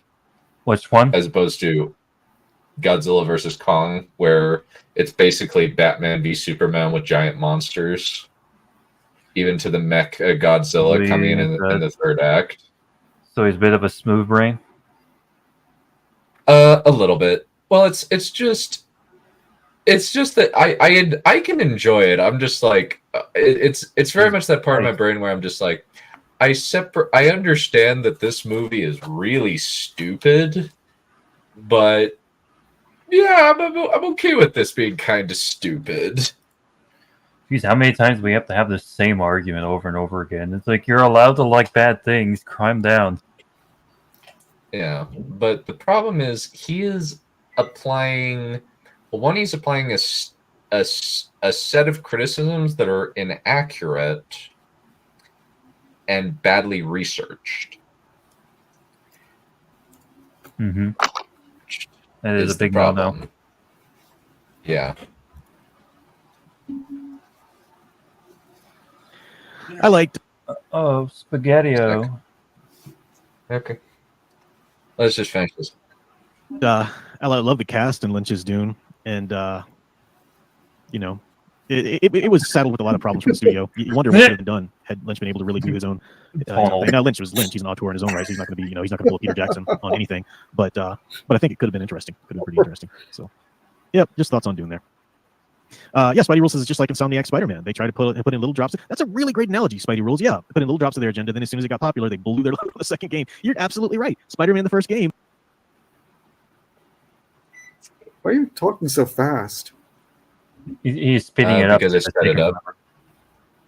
Because I need to get going. And so I want to finish this. And he's still intelligible. I just kind of said these talks. Maybe it's just me, but I find that... At this point, I think he's just kind of going in circles. He's saying the same thing. Yeah, that's his main words. And also, there's also another problem of he's saying that Insomniac Spider-Man is woke when it's actually not. It's actually just pretty fun, good game. And there's like... Well, he needs to clarify what he means by that, but it's fine. I will say there are certainly... there are like woke elements, like the fucking gay pride flag stuff, and then you have like the whole outside of the game bit, where it's like when you Nexus mods fucking bans your shit if you try to remove those flags, and it gets into that whole fucking pronoun shit. Yeah, unfortunately, we don't have time to get into the whole woke thing but I will say that in the broader political context, the word is used in some very interesting ways by certain politicians and stuff. So it can be, apparently the word can be used to mean almost, it's a catch-all. It's a catch-all, is what you're saying. Is that correct? It's a what? It's a catch-all. I mean, I guess it's both nebulous and politically charged, which is why people have been using it to manipulate people into certain, like politicians like Ron DeSantis and all that. Not to get too political here, but Ron DeSantis, the Heritage Foundation, people like that using it. And, like, for example, they had the Stop Woke law in Florida. And there was a law. I don't know if they passed it or if they were considering it in the House of Representatives, where they would ban people from investing based on like the effects on the environment or on society or anything like that, because because they were mocking it as woke investing. So they're going to tell people not to invest in that way anymore. I don't know if they actually passed that law, but there's that. Then there's the Heritage Foundation, which wanted to combat the Great Awakening by getting rid of the words diversity, inclusion, equity, and a bunch of other words from every single law or regulation that exists. I'm not making that up. That's almost a direct That quote. is accurate. Yeah. That is an accurate summation, I would say. I think that I would say that those things, diversity, equity, and inclusion, very good things. I am frustrated how they have been weaponized. Yes, especially by a particular fucking group of people who are literally fucking insane. Anyways, yeah, there's the applicability. Problem with the word, no, the problem with like the words like woke and stuff is that they're not really well defined. The only way you can really get a real good definition for them is like when you have that particular group and you have to like see what words they use in common with that particular phrase and stuff. Because if you actually try to look it up, it's very vague. Yeah. People are making up their own definition and it just gets all muddy. Yeah, and then and that's why it gets so easy to manipulate. There's a woke woman with the late work says Trip. Yeah. Let's finish this. Shut the fuck up. Such freaking amazing gameplay. You really felt like you were Spider-Man. It was wonderful, but they just dropped all these stupid little agenda things in there, changing Mary Jane to just an insufferable biatch, making you play as Miles Morales, and even an unpowered Miles Morales is at that. It's like, well, how is this considered fun? But people put up with it because the game itself, the gameplay as Spider-Man and all this kind of stuff is cool. And you're right. They got the support, so they knew you were going to come back for part 2 no matter what. And then part 2 was a dumpster fire of ideologue agenda. It's ridiculous. And people eat it up. People can't stop playing more of clips an on the argument YouTube for channel. number People 2. can't talk about how bad it is. We can have content. Keep talking about it. Yeah, that's his problem. He also has bad Batman takes. He also has really bad Batman takes, like saying Batman isn't a tortured soul and that he should not have PTSD. And it's like, oh, what universe, dude, comics, movies, reference, please? Anything. I love he says in any media. Go. Oh, all right. Just do one more thing. It's only like 14 seconds. Just play the clip by saying it. Do it. Okay, we'll do that quick. All right. It will make my soul so much happier.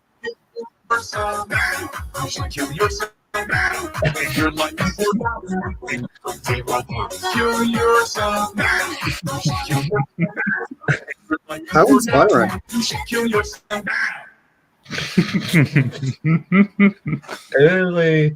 I don't think the Professor Geek.